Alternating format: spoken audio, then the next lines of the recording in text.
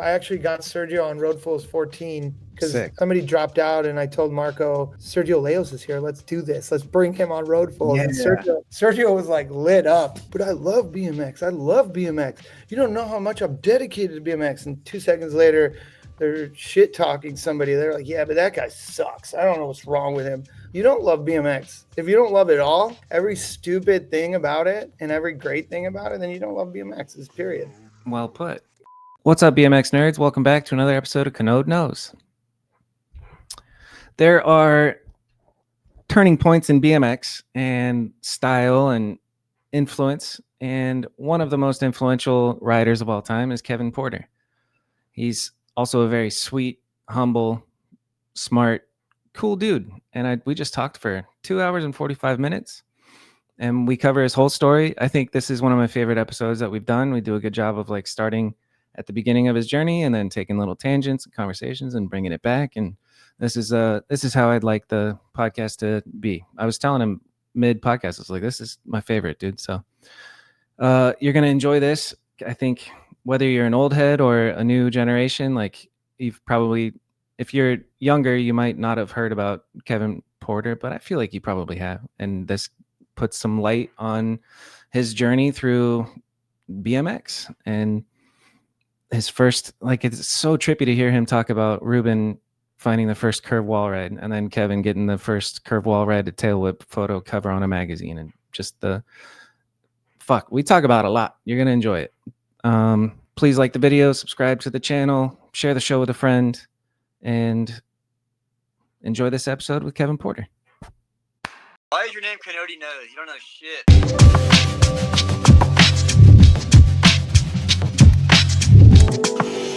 Kanode Knows. It is scary, AI. Hi, Kevin Porter.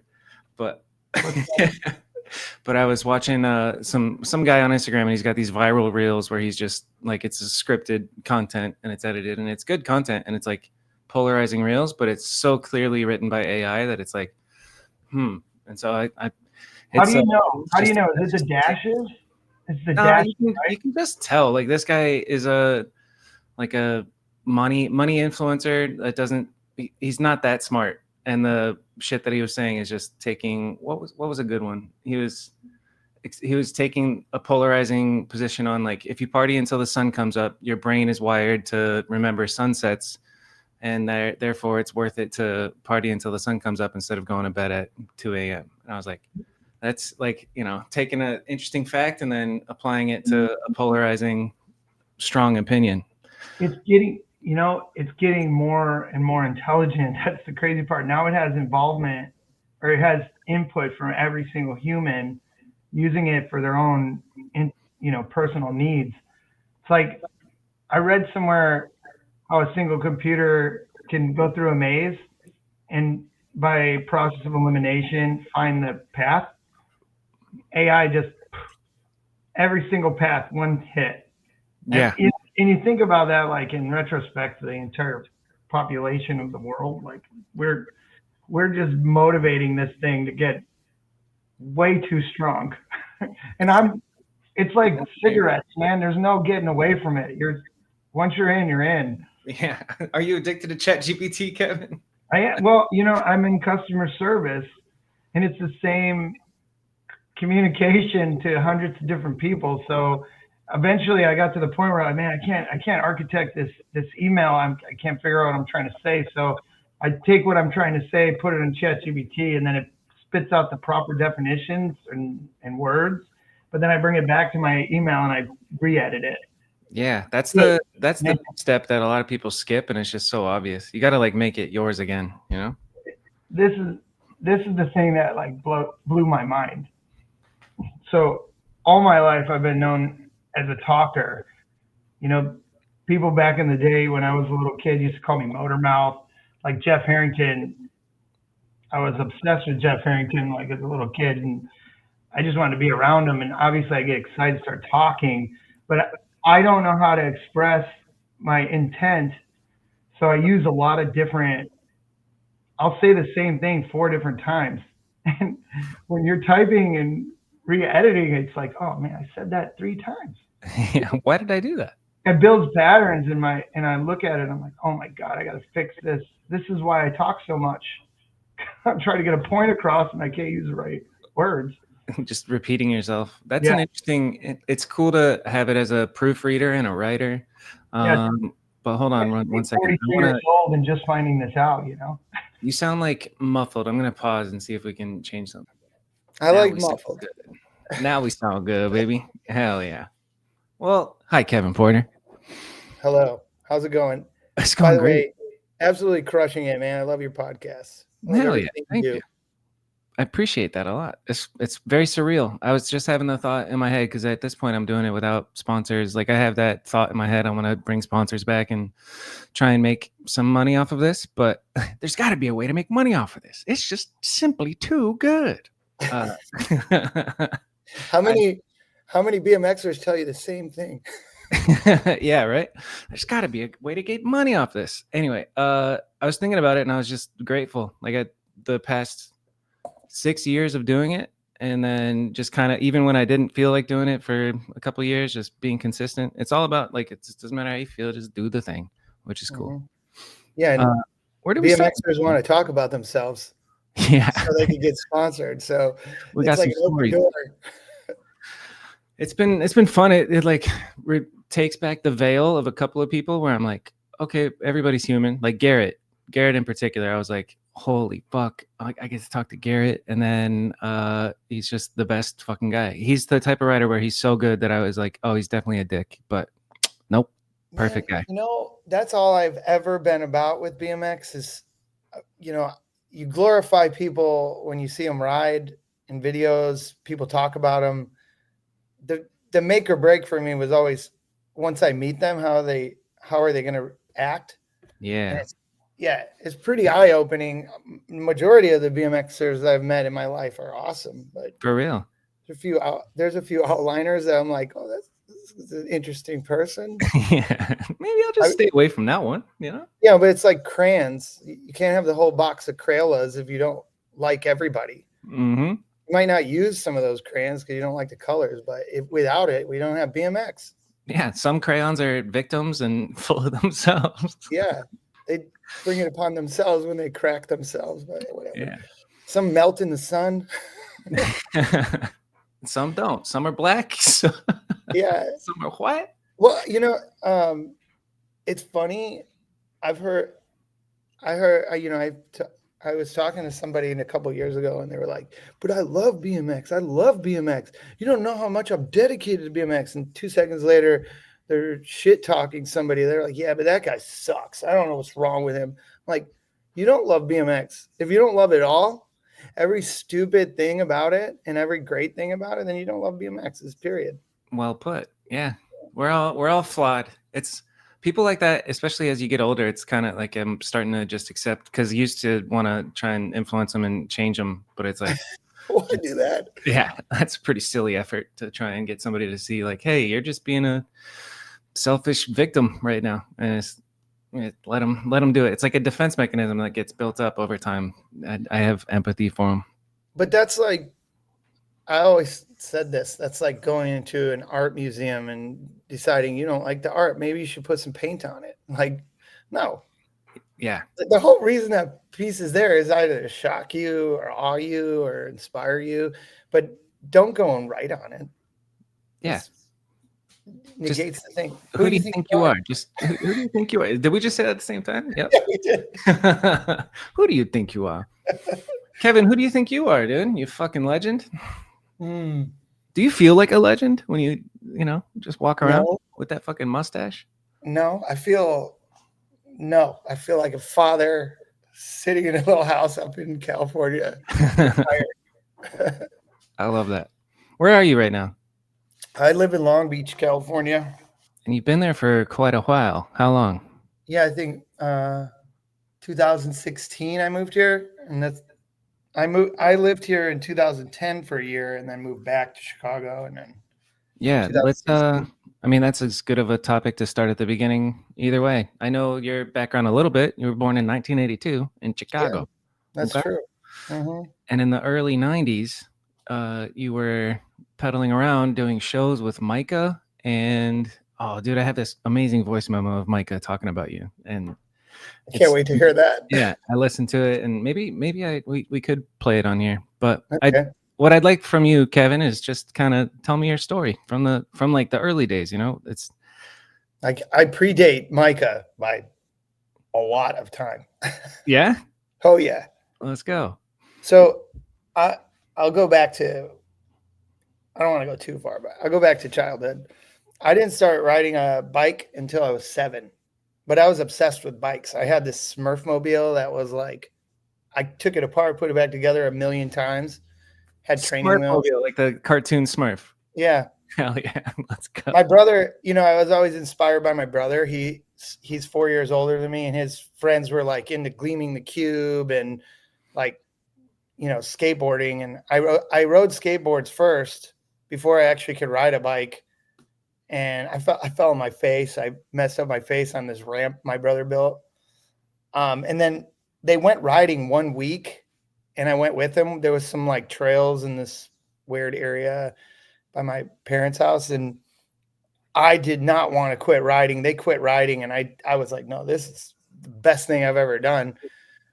And then I, you know, rode for years. I had some friends in the neighborhood and built some ramps and started jumping them across, like in the street in full leathers and a full face. Like, yeah, I just got really into it. I think I was probably 13 at that time. And then I found the trails. There was some trails, and when I got there, it was like all racers, but you know, into dirt jumping. Yeah, there was like a trail boss. 1995. At this point, have you seen anything like, you know, have you been to a racetrack and seen pros, or have you seen a BHS? Not yet. It's like this guy down the street from me gave me a whole stack of you know, BMX Action, BMX Plus.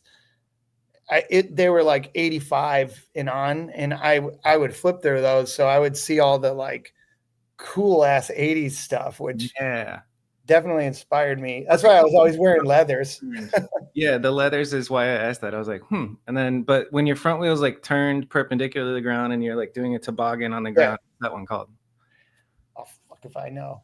I just knew, like, you know, the Harry Larry and the, you know. What is a Harry Larry? Yeah. But I think my, you know, 95, 96 is when I found the trails, and when I met the trail boss at the trails and learned the whole trail culture, it was like mind blowing.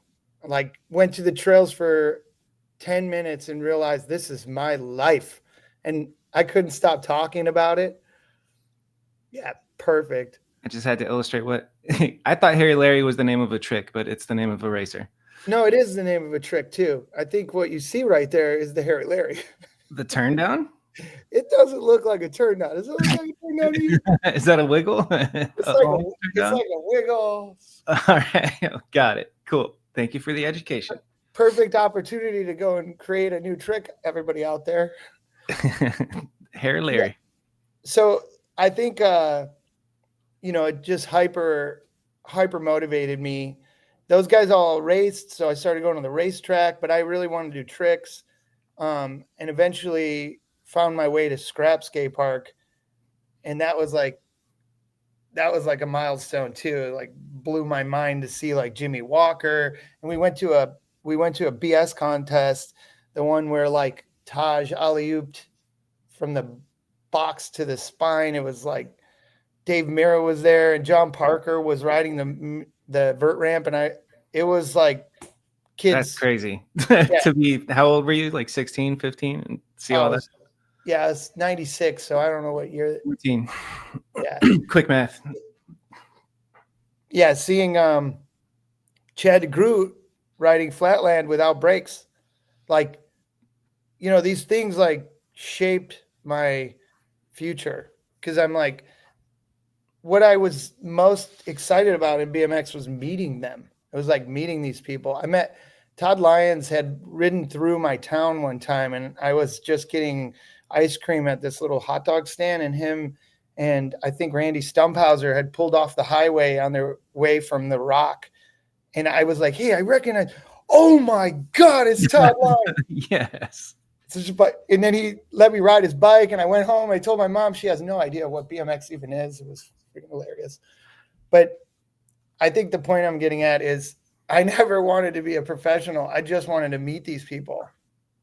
It's like you meet somebody, and then you meet another person because of that person, and just spirals. Next thing I know, like I'm doing tricks and being invited to, school shows, the first shows I ever did were with this guy, Hero, who actually passed away not too long ago. He's an icon in Chicago Flatland. He used to hire me. He couldn't pay me because I was too young. So he would pay for my lunch, and I'd be like, oh, I'm going to Subway. Can I get some cash? And he'd give me he'd give me a 20, and I'm like, that's not enough. Give me 40, 60. I was like, I need $80, man. Subway is expensive. Yeah, but so he technically paid me lunch, Yeah. But then I met, that I did shows every weekend with some of the trail riders, and got me really into jumping. Started doing bar spins, turn downs, nobody cans. What does it like in the mid 90s at this point? What does a show look like at the school? Is it the same thing that it is now, a box jump? The jumps were a little bit sketchier, like a super flat landing. It looked like a Evel Knievel landing. Yeah, okay.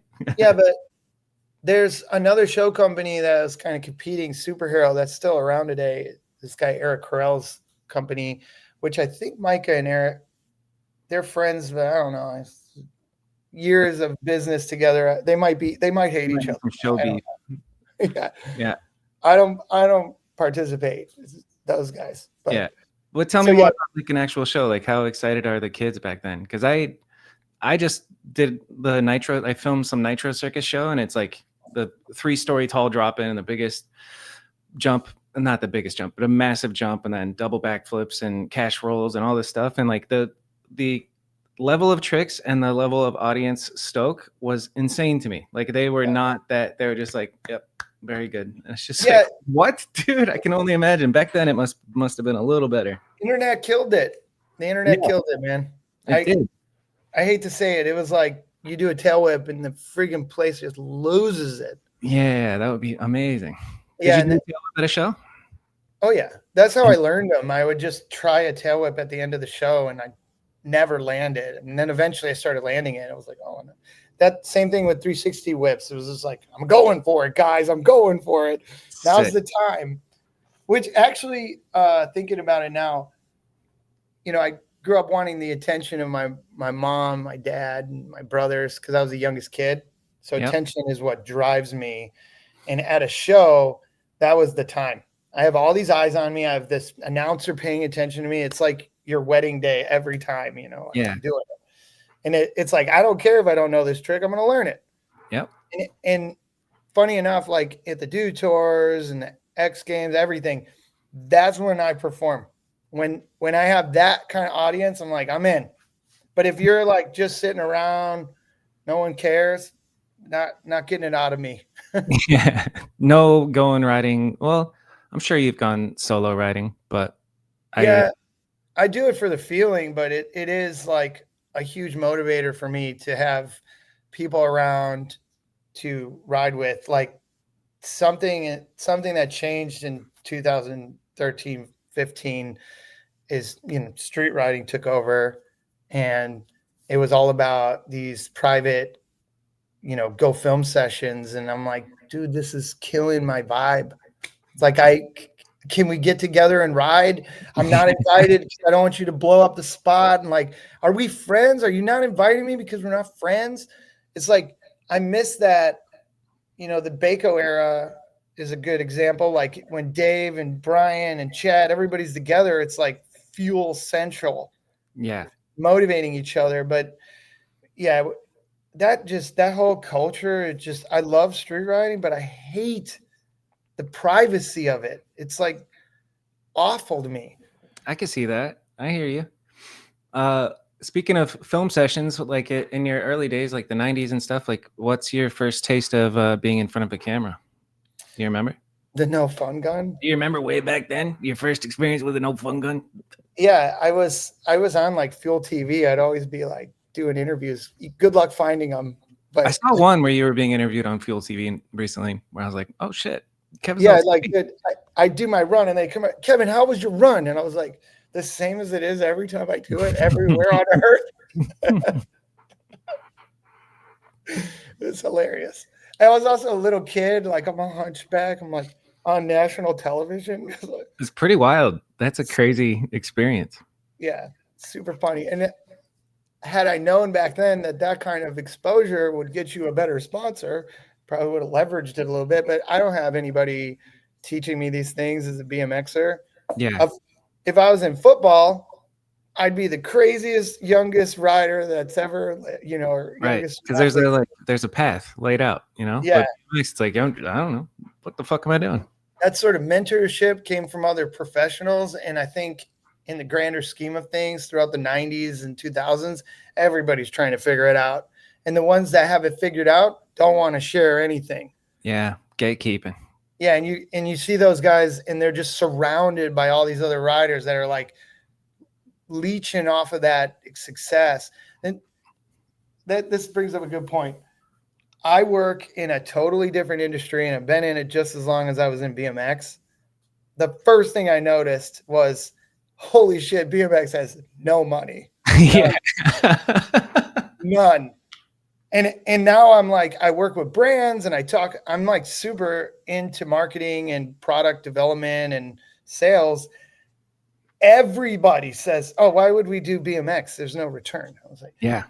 What? Like Liquid Death, that guy laughed at me and was like, yeah, why would I sponsor BMXers and skaters? Like I'm a heavy metal company. And I was like, dude, you should do all three of them. Like, and then you get the like sports drinks that want to market in basketball, football. And you're like, dude, go throw your money into a big pot that no one's going to notice. Yeah. You can own an entire subculture if you just take that money into that subculture, and it will transcend into every aspect of life because everybody that rides and skates does other things. Yeah. Well, wait a second. You're having conversations at that level with Liquid Death where you're talking to the decision maker of whether or not they give money to BMXers and skaters? Yeah. I mean, I would That's cool. walk up like casually and be like, hey, man, what's up? You're going to sponsor? And then like a year later, he's sponsoring, Nina and my friends. And I'm like, oh, okay, that's interesting. So now you are into it. Liquid Death is in BMX right now? Yeah, they get hooked up. It always comes out of some like distributor trying to get marketing in their macro market. And yeah, but I speak to Vive. I speak to every time I talk to a brand, I'm like, how are you going to contribute to BMX? Yeah, I love it. You're holding it down. Yeah, and I sell it to them. I'm like, look at Monster. Everybody knows Monster because Monster takes, $1 million or a couple $1 million and dumps it into these tiny little subcultures that transcend into everything in life. Facts. I have an equal like pet peeve is, we're going to launch in LA and New York. Well, go ahead, go to the biggest territories that are completely thriving with competition and skip over Chicago that nobody cares about. Yeah. That has an equal size or Austin, Texas, where it's like, you might actually get more noise out of those markets, or Portland. Like Portland, you can literally own with a couple $1 million. That's interesting. So what is your job? What's your role in what company? Like, are you with an agency or something? No, I worked for Fly, inadvertently while I was riding because I wanted to get more money for the company in order to do more things. Yeah. So I started traveling to like Japan and working with Chick and be like, let's put a video part together and motivate your market so that you can put in a bigger order and sell more Fly parts and do the same thing. And, I was trying to do the same thing with Orchid, with Templar. We'd go to Templar, who buys the shoes, and I'd go and do these little tours, like shows and stuff with the other guys and just try to get the guy to buy more shoes and sell more shoes. So after trying to do that and realizing it's really hard, I got into coffee, and coffee was like, well, before I thought about coffee, I was already drinking it and I really loved it. But I was like, what what's a thing I could sell that everybody needs? And I always thought like toothpaste, toothbrushes, everybody's got to brush their teeth, you know? And then I was like, oh, I was drinking coffee. I was like, oh, everybody drinks coffee. Yeah. In fact, 82% of the population. And it's like, that's a good industry to be in. And then I got into coffee with intelligentsia, realized in Chicago, there are 11,000 people per square mile. If I just work this little territory, I can make more money than I've ever made in my entire life in BMX. Huh. In fact, coffee makes more money in Chicago than BMX makes globally. I was like, this is fucking insane. Yeah, it's a big old world outside of BMX, dude. So that just like BMX, I followed my favorite coffee shops, my favorite coffee companies, and just wanted to get to know them. And I guess, you know, spending time with those people, it generally builds your skills and your understanding. And now now I work for a coffee shop supplier, and I actually went to the supplier because I had worked for so many coffee companies, and the world had gotten so competitive. It was just hard to sell a single coffee, you know. It's like everybody wants variety. I helped open a few shops throughout that entire time, sold a lot of equipment, and got into consulting. And now I consult roasters on how to sell to like grocery stores and build. Yeah, I kind of a full-time consultant that works as a supplier. Dope. Good for you, dude. That's a fucking awesome path you've landed on. Let's bring the path back to the first time you saw Jimmy Walker, and what was that like? Jimmy, here. Jimmy go high. This is a perfect example. The dude. Yeah, he is the dude, isn't he? Dude, he's the only guy smoking weed under the vert ramp at X Games. That's what's up. And he's also completely dressed in black. No sponsors for this guy. National television top 10 rider at vert. That's huge. Yeah, at the time he rode for Haro. Yeah, he's just a down-to-earth guy, man. He really liked riding vert, and he just got world famous because of it. Very controversial, though. I don't know, man. You got to know Jimmy, you know? Yeah, why is he controversial? I don't know anything. Like Micah told me about Jimmy yesterday, and I looked him up, and I was like, oh shit, okay, early days. He was opinionated and straightforward. Something I've come to learn I love in this world is when somebody's straightforward. I think back then I was like, what a dick. You know, he ran scrap, and he was just like, yeah, you're not getting in for free, Kevin. $7. You know, it's like, what do you mean? I bring people here. I'm like he's like, no, $7. Micah told me that he gave you the key to the skate park. I mean, yeah, after a while we became friends, and hell yeah. Yeah. I mean, Jimmy was like the dad of scrap. So anybody that's at scrap, you're gonna have to go through Jimmy. And oddly enough, it's because Jimmy started dating and married the person who owned Popular Creek Sports Arena. So he took it over by royalty. By marriage, yeah, that's great. Yeah. And then it was all about getting the Sobel in there, and nobody rides the Sobel except for 10 riders. But he was always trying to make vert riders. He's like, Kevin, when you ride vert?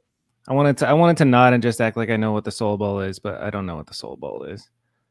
The most iconic photo of Garrett Byrnes carving under, like his bike is underneath him and he's carving, and also the biggest pocket air ever by Joe Rich. He's just like sessioning these 40-foot pocket airs that I still, to this day, I don't know if I've seen somebody pocket air that high. What do I look up? Sobel? Yeah, just look up Sobel Joe Rich and you'll see him trying to do this pocket air. Sobel Joe Rich. It's so big. I just saw it the other day. Huntington Beach? Yeah, I think that's the Huntington Beach one. People that rode the Sobel lived and died by that bull. Dude, look at this time capsule. This is crazy. Who's filming this? Is this? It's probably Fudger. I don't know. 2008 Sobel. This is the Sobel, huh? Yep, that's it. It was like when I think I don't know the history, but I think what happened was vert riding was so back and forth. They're like, let's put a bowl in. And it turned into like the vert bowl. Okay, so all right, interesting. Huh. It doesn't seem to have lasted the test of time, but Well, I think Jimmy still owns it.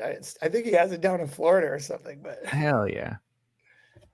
the Joe Rich clip is, That was Joe Rich right there, right? yeah, like his Would it be towards the end?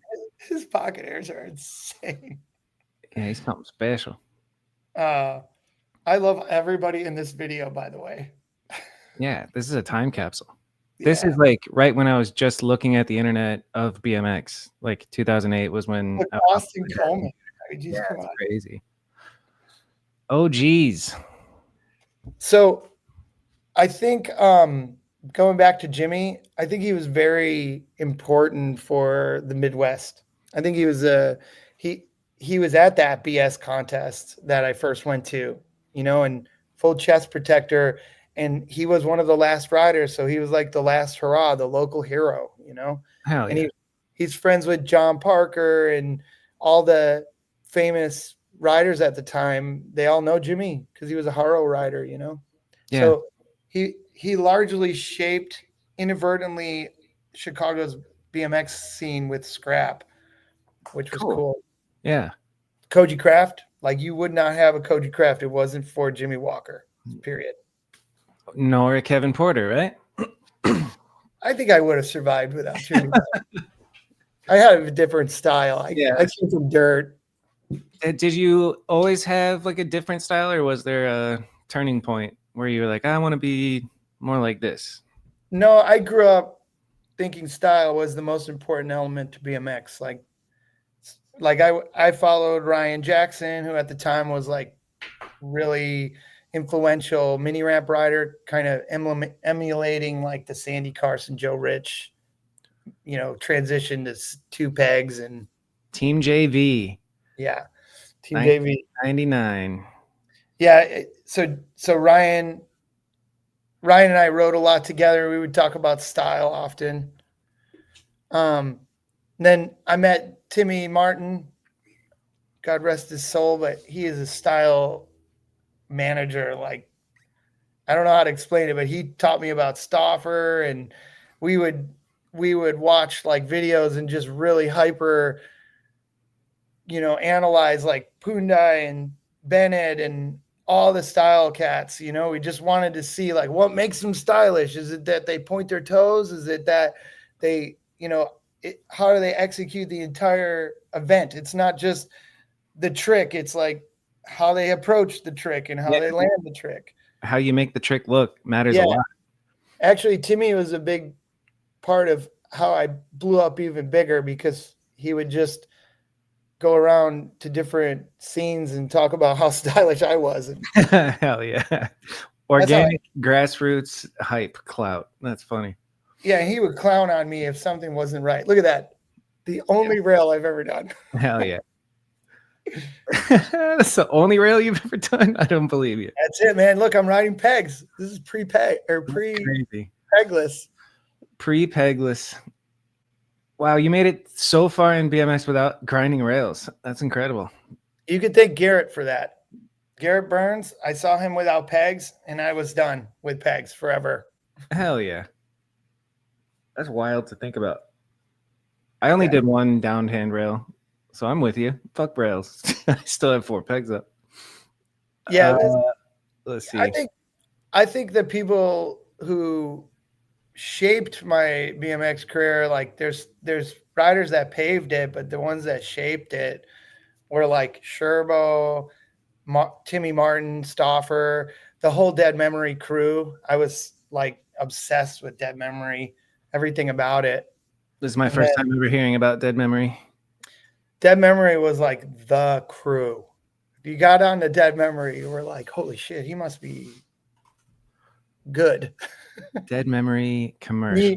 It was like me, Chase Hawk, Josh Stricker, this guy Murph, very big Pennsylvania scene. Doug Folk made the video, which made it super iconic. Yeah, What's cool. going on here? Dead Man. This is it. This is a Dead Memory commercial.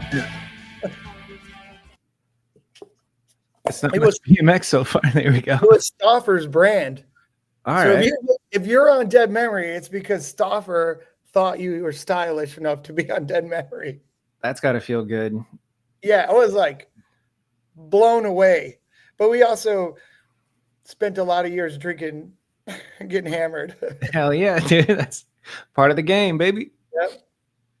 Lots of heavy sessions in Austin. That's Murph. So, I mean, kind of jumping around, I think, in my head a little bit, but like, what initially gets you? Fuck, what comes first? Is the attention in Chicago and then getting sponsored? What was your first sponsor? Yeah, Mark Flipowitz from Elby's got me hooked up with Bully. I had like some flow from some of the riders that got hooked up, before me. S&M sent me a bike through a bike shop once, and I rode for S&M for like a day. A day? Yeah. Who would I know or maybe remember that was on Bully when you got Mike Aiken. Oh, damn. Mike Aiken and Jody Donnelly, which is, well, we're not going to talk about him, but I love him. But these days, I don't know what people think about him. Back in the day, he was a legend. Still is. But Corey Nastasio was on the team. Stephen Lilly. We had a pretty decent team, but they flew me down to Florida to be at the Roots Jam.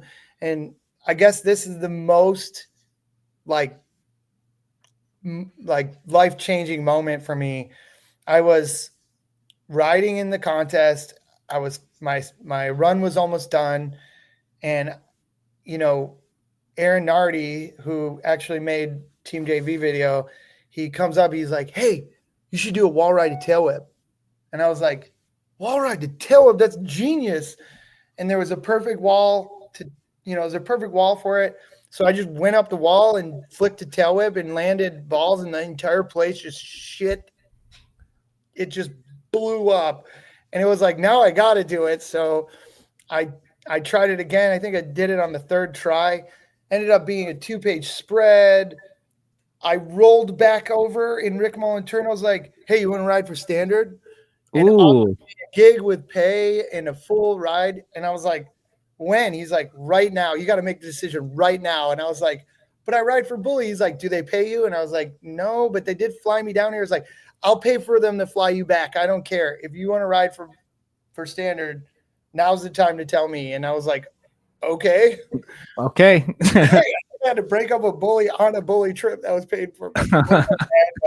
Bully paid for you to be on a trip where you switch. You left. At the time, it was either you ride for standard or you ride for S&M. If you're on one of those teams, you are fucking world famous. That's crazy. Yeah, and then after that, it was like props trips and all kinds of stuff. I got in the X Games. It just changed my life completely. Rick sent me to every dirt contest. Started riding for Profile, and I got hooked up by Fox, and I was one of the only shift riders. Me and Brandon Pundai, we got shift clothing. Yeah, I was in high school. And people thought I was like filthy rich. I made like $500 a month. It was, I guess at the time that was rich for a high school kid. Yeah, that's not bad for high school, dude. That's crazy. Were you the first wall ride tail whip then? Technically, yes. Hell yeah, that's crazy.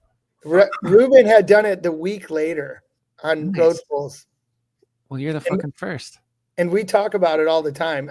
And Butcher had tried it on this like quarter to like crate at one of the, I think it was like Destination Extreme or something, but I found that out later. What a crazy thing to be able to say. First trick of anything is pretty wild. And from what I understand, there's like 6 to 10 things that Kevin Porter did first. I mean, that was my whole thing. I was like, oh shit, I learned hippie hops. I can't tell the world about this until they have their eyes on me, and then I'm going to do a hippie hop. Hell yeah. Wait, Three- you're the first hippie hop too? Yeah, 360 hand plant. Jim Slinsky had done the 180, and I was like, Jim and I worked on it together, and I figured it out first, so I got to do it first. Hell yeah, dude. All right, those three are fucking epic. And then I understand kickflip, tail whip. Kickflip, tail whip, kickflip, tail whip, X up. There's a bunch of those. That's 5. Yeah. Keep going. What else you got, KP? Indian Air to Indian Air, which I think is not the appropriate termination now. Native American Air to Native American Air. What are we gonna do? I didn't make money off that, so if I did, I'd give it back to the. Yeah. But yeah, I did. Like Pat Schrader had been doing, and mind you, saying first is like that's controversial because maybe there's some 80s rider that did a wall ride tail whip, or right. You don't know what you don't know. So if you at that time, at that point in BMX, you hadn't seen it anywhere. Nobody's talking about it. Nobody's doing it. That's what I was like, okay, so I'm the first to publicize this trick. Yep. Which is okay. It's like, what are you going to do? Like, yeah. Like Tony Hawk, I heard Tony's wasn't the first 900. Yeah. What I think is, hey man, that trick was really fun. I wonder how many other people are going to do it and how many variations are going to come of it. That's what I cared about, influencing an entire world of riders to go turn this trick into something else. Like that's so the way wholesome. the way Ruben does the Ruben wall ride. I saw him doing those before the world knew about him, and I was like, this is going to change the game. That's cool, dude. What the fuck? Yeah. Damn, yeah, dude, so much I want to know. So the wall ride tail whip contest, and then you get on standard, but just you talking casually about like riding with Ruben is crazy to me. That was one of the first people I ever saw that really blew my mind. That on a bike. What was it? What was the early days of knowing Ruben like? Yeah, I met Ruben way early in Austin, and well, you just know right away when you meet somebody, their personality is going to transcend this world. That's how Ruben was to me. It was like he's educating you when he's not trying to educate you. He's just being him. You're just like, oh my God, I want to be just like this human. That's cool. This is what I want. Yeah, I remember being on a trip with him in Spain, and he was doing there was no transition. He would just wall splat and come down. He's like, yeah, I figured it out. Like if your body weight is just going to pull back. If you hit the wall, you're just going to naturally pull back. So you can go right through to flat. And I remember being like, what? And also this moment, we were up in Ventura at the skate park up in Ventura for that contest, the big one. And Ruben was with Peric filming, and Peric's like, hey, we got to go. Ruben's going to do these 2 tricks that I'm freaking out about. I just want to get them filmed because this is like, nobody does this. And I was like, Peric, tell me what it is. He's like, I can't really talk about it. Okay, fuck it. He found this wall that's curved and it's really long, and he got on it and rode all the way around it.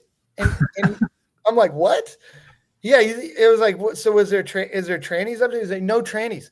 He just went really fast and stuck to the wall like Spider-Man or something.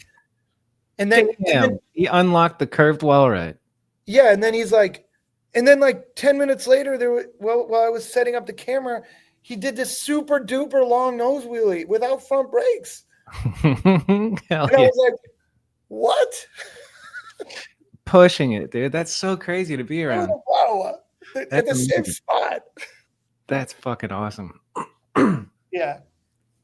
Fucking Ruben, man.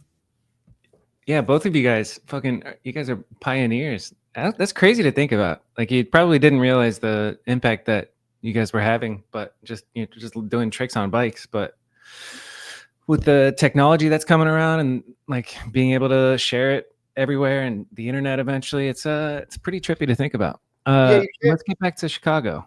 You can't hold a trick in this day and age. There's too much awareness. Like Progression's nuts.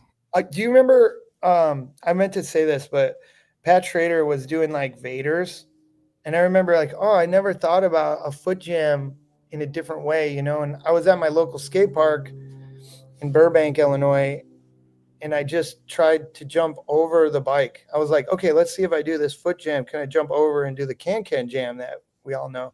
So I did a foot jam to can jam, and it worked. And I was like, oh my God.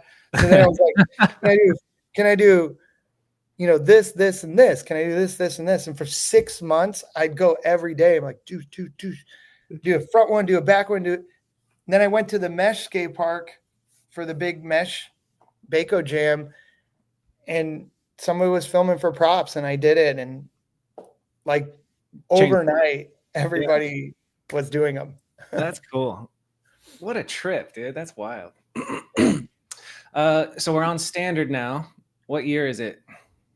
That's like 80, 90, probably 99 to 2005 ish. I rode for standard. Okay. And then maybe 2004. When do video parts enter your life? Well, I was filming. Well, I lived really close to Marco from props. So, and I always saw props as being like, that's where you need to be always. Be around props.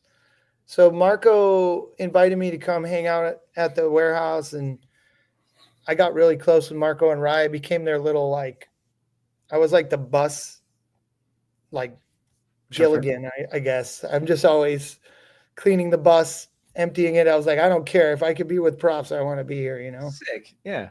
Road Fools was everything to me. So I'd get rides to like Pennsylvania or wherever they were going. I'd get a ride, and then I'd be able to fly back. So props is where I spent a lot of my energy and time just trying to get in props magazines. And I worked my ass off to be there, you know? Yeah. And then Standard put out a couple videos, Team JV video. I think there was another video. I don't know if they put one out while I had a lot of ads with them. But it's in that era, like the transition is happening where it's like more important to be in a magazine than it was video for a while, and then videos start to slowly catch up and then eventually put them out of business.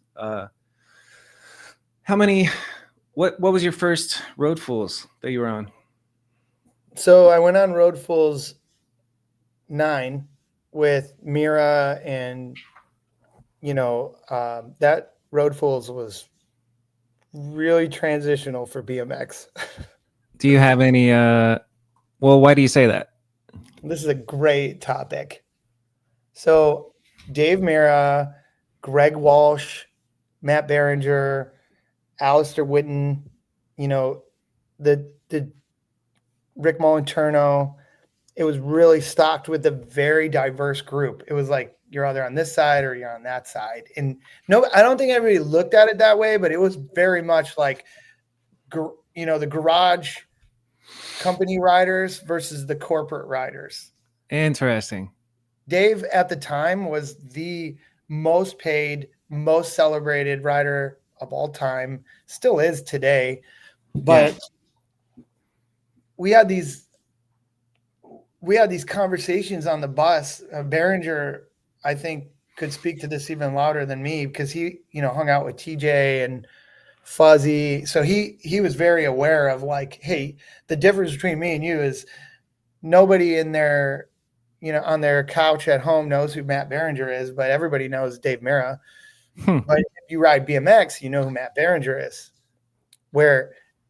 So the conversations were like, Dave, you're not in BMX.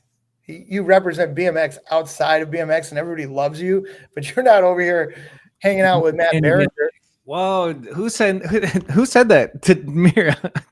It was kind of like we were both sitting on different sides of the bus, you know. It was like Selinsky, we're all I think Wiz was on the trip. Like everybody's just sort of chiming in on this thriving idea, like, hey, why don't we work together? Help us as a BMX community grow, because you're getting so much attention from the world. Like we could all work together. And how was he reacting to that? Dave took it so fucking well. I was like, damn, He's also a little he was also a little jockey, and we were all he's very for sure. very not jockey. We're all like these, artists. Basically, yeah. But Rick was there, and Rick's kind of older, so Rick has more of a bully mentality, and Greg Walsh is like burn it all down to ash kind of guy, which is my style. I want to let's start over. Paint it black.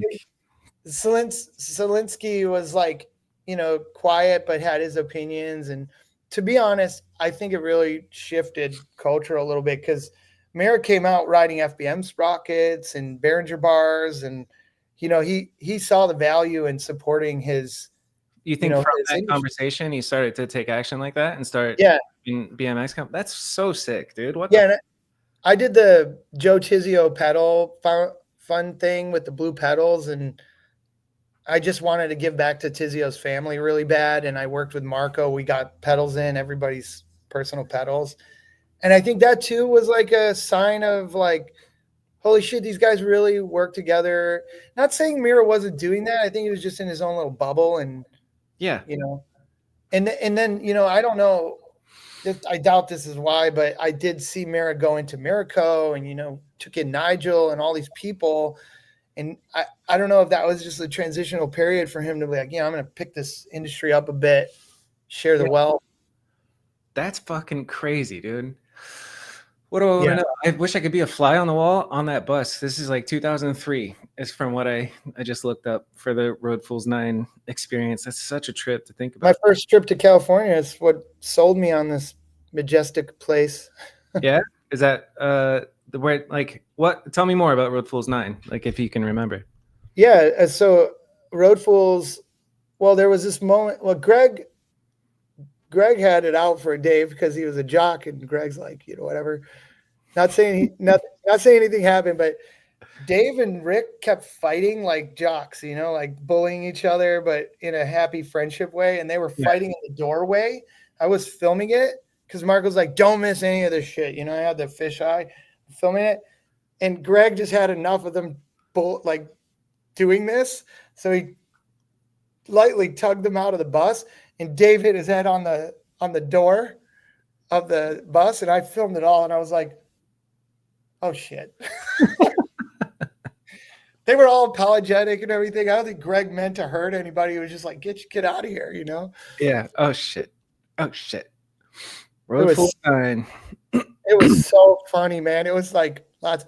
At the end of the trip, though, this is the funniest shit in the world. Like, Dave Mira is a fucking god in BMX. He spent 14 days with me on the road, and I'm like losing my shit, my little kid shit. Yeah. And he comes up to me, he's like, Keith, man, it was so good hanging out with you. And I was like, did you just fucking call me Keith? So, for years I was like, I'm over Dave. I'm over him. He fucking was on a trip with me, forgot my name, blah, blah, blah.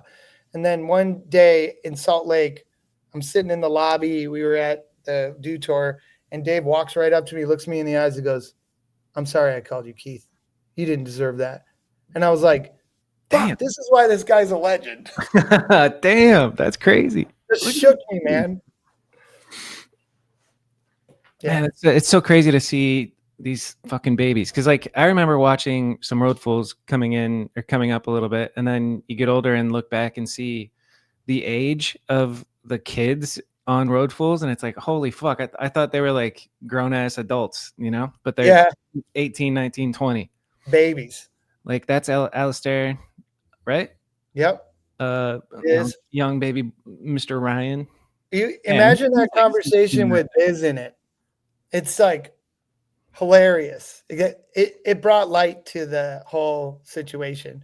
Also, Jim and Wiz and me, we really wanted to ride pools and bowls and stuff. So going to the full pipe with Dave and these guys that really opened their eyes to the different types of riding that are out there. That's cool. Yeah, Nate Hansen, come on, man, legend right here. Man. Legend. Who's this guy? Yeah, Just kidding. God rest his soul, man. He is a pioneer, man. Yeah, he'll go down forever. And then we got the doctor, Doctor. Yeah. Do you stay in Dude, touch with any of these guys? well, yeah, somewhat. I mean, we here and there, you know. Yeah. Like I haven't talked to Pat Juleff in forever. Pat, you'd love talking to him. Yes, I would. And he was filled with criticism, but in the best way. He's like, he'd tell you something about someone you love. You're like, how are you going to say that? How are you going to say that? And at this point, Rick Moliterno is the oldest one in the crew, huh? Yeah. And then Jim C, he's also quite the inventor of tricks. Am I right? Yeah. Jim and I got along real well because we would always be, conceptualizing things. We'd always bounce ideas off each other and try to build something off it. And dude, yeah, it was nice. The piercing under the lip is wild to see. Again, Have you talked to Alistair? I've never talked to Alistair. He's doing like Indiana Jones stunt work. Sick. He's the motorcycle rider in the new Indiana Jones videos. I'm like, come on, Alistair. Yeah, good for him. So cool. Yeah, this is a trip to see. Everybody should go Google Road Fools 9 and it'll come up on Pink Bike, the full video. I don't want to. This is really funny thing that happened with John Paul Rogers was on the trip and he was documenting, I think, for BMX Action at the time, and Ben from BMX Plus was also on the trip. And yeah, those are two very different people at the time. Nowadays, they're probably totally the same. But back then, it was like BMX Plus versus BMX Action. So, and I think how is it different? Because BMX Action was like all the shit you don't hear about in BMX. And BMX Plus was like, how do we make this clean enough to be in the airport? Yeah, okay. Got it. So obviously there's some beef there, right? And yeah. We had just met Ben. He's like fresh to all the people. Well, some of the guys knew him, but not all the core riders. But man, he was filming Foster do handrails, which at the time was really crazy because he was a AA pro racer that was getting into it. And he's hiding in the bushes. And John Paul Rogers is in the background. She's like, this motherfucker's hiding in the bushes. It's Ben in the bushes. Dude, everybody just started calling him Ben in the bushes for the rest of the Ben in the bushes. Yeah, it was hilarious. There was so much like Rye, obviously, Chris Rye, the owner of Props. I think when he built this like crew, I think he had a lot of that in mind. Like, yeah, colliding. Yeah. It's like a reality TV show production type of casting, you know? Just like, all right, who's definitely going to be bickering and entertaining? You don't want everybody to get along on a road trip. Yeah, and Bruce is like, Bruce is really religious at that. I think he's still religious, but at the time he was just so positive. Like nothing is negative, all positive. And he's like the guiding light to the entire team. Like, guys, we can all, everybody here is so good. It's like we are the world, and it was nice having every kind of like, You got Biz. Sure, there was a little bit of that. Biz was saying some of the most ridiculous things that you would hear out of somebody. You're like, what did you just say? Yeah, I briefly talked to Biz a little bit, and just the Boston quick-witted fucking asshole. I love it. And then Bruce, I did a podcast with Bruce, and I got that exact vibe that you're talking about. Like, he's just light, like positive. Everything's fucking awesome. It's a treat. That's so interesting to hear the behind the scenes a little bit. Foster at the time loved talking about, like, he loved glorifying things. So, he would just like offhanded say something and start an entire conversation with everybody. I love it. Yeah. What's I mean, let's we'll move on from Road Fools 9, but what's one memory or spot or trick that sticks out in your mind from this trip? This part right here. Or no, the part where Mira scorpion grinds. That was scary, man. I don't know where that is in here. It's in, I think it's in Irvine. He does a rail and like scorpion grinds and I was like, oh God, I was so scared Yeah, that watching. Mira was going to be going to the hospital. Yeah. Because I had to film it, and I was like, "Oh my God, why do I have to film Dave Merritt crashing?" So yeah, that's another question I had is like the actual production of it. Like is every rider holding the camera at certain points, or No, is it designated help that you're on? like Wiz would jump in because he's a filmer, and like you just saw just in that clip right there, Alistair had his own camera, so there's a lot of like B-roll going on, but. Yeah, they're like I was always with Chris and Rye, so they would just make me hold B-roll cameras a lot. Cool. Just help out. Yeah. I've done so much in BMX that I shouldn't have been doing. Someone else should have been doing that. Just making and I mean, what did it feel like at the time? Because thinking back on this is like a pretty big part of BMX history, which is interesting to think about. But I wonder if you thought that while you were on it. Did it feel massive to you when you were on it? Yeah, I mean, damn, Wiz is nasty with it. Yeah, Wiz was the best. So quiet too. Same thing with X Games. Like, you remember earlier in the conversation, I was talking about how I just would like want to meet people. Yeah. Road Fools and X Games kind of happened simultaneously. I think what year was this? 2003. I was in the X Games 2001. I remember sitting on the roll-in, looking around, and I was like, "Oh fuck, I made it! I'm here." Think about That's how it was with Road Fools. I'm like, I am definitely. You're here. In it, yeah. You're sitting across from Dave Mira. Yeah, pretty crazy. Yeah, the surreal feeling of that, I think, those are the highs in life where you're just like, oh my God, I am one of those guys now. Yeah. It's not everybody in life gets to experience something like that, like you get a regular job and then, I don't know, I think having a family is one of the most fulfilling things you could do, but there's something special about looking around and being like, I made it, I'm doing it. I could get into this a little bit, but recently I went to a wedding, and my friend's wedding had a lot of professional athletes. There was a Tampa Bay pro baseball player, an actual like golf pro that's still in the thing. I think he's ranked like 20. There was a Chicago Bear who, that blew my mind because I'm like, what, Chicago Bear? Oh, Bears. There was a Colt. They were all, retired except for the golfer, but she put us all on the same table. And we were just talking about our experience in our sports. And funny enough, they were all more interested in what I was doing and what I did, because they're all share such similar stories. Like, my contract ended, I couldn't get a job, and it was all marketing and shit. I'm doing this now. The one thing that we all vibed on was the come down. The come down it's awful, man. It's awful having the entire world watching you, analyzing you, and then nothing. You like grab it whatever you can. You have hope. You're like, wait, no, please.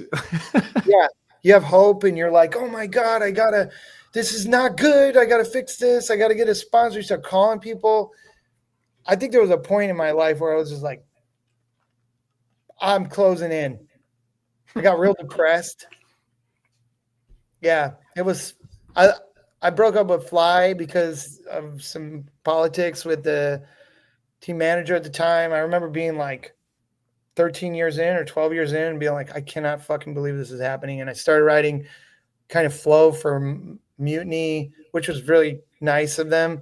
But I think I just it just hit me like, this is over. Yeah, that's interesting. And we'll get to that. I do want to talk about that with you, because that's interesting psychology, if you will. But everybody does it. And we're staying in the hot days, baby. Right now it's 2003. Kevin Port's on top of the world. He just did Road Fools 9. Yes. I mean, and we just brush over you're in the fucking X Games in 2001. Maybe we should cover that a little bit. How does that even happen? How do you get invited to the X Games in 2001? Stats, I think, through Dew Tour and like dirt circuits. I remember how it went, but I made it through the stats. You know, Rick sent me to every dirt jumping contest to try and get there. Cool. You know, speaking of that, and Rick was like very controversial to ride for. Yeah, I used to I've have heard that, but I don't know why. he just very professional, like very straightforward and professional. And I think he, you know, it was a business for him. It wasn't a friendship thing, but there were times where he was just celebrating like, you know, a normal person. So everybody gets real close to him. But when push comes to shove, like business comes first. Business. Yeah. And at the end of the day, Rick is Rick. He's in rad. He's freaking Rick. Yeah. So, you know, I think he never wanted anybody to feel like they're bigger than standard ever.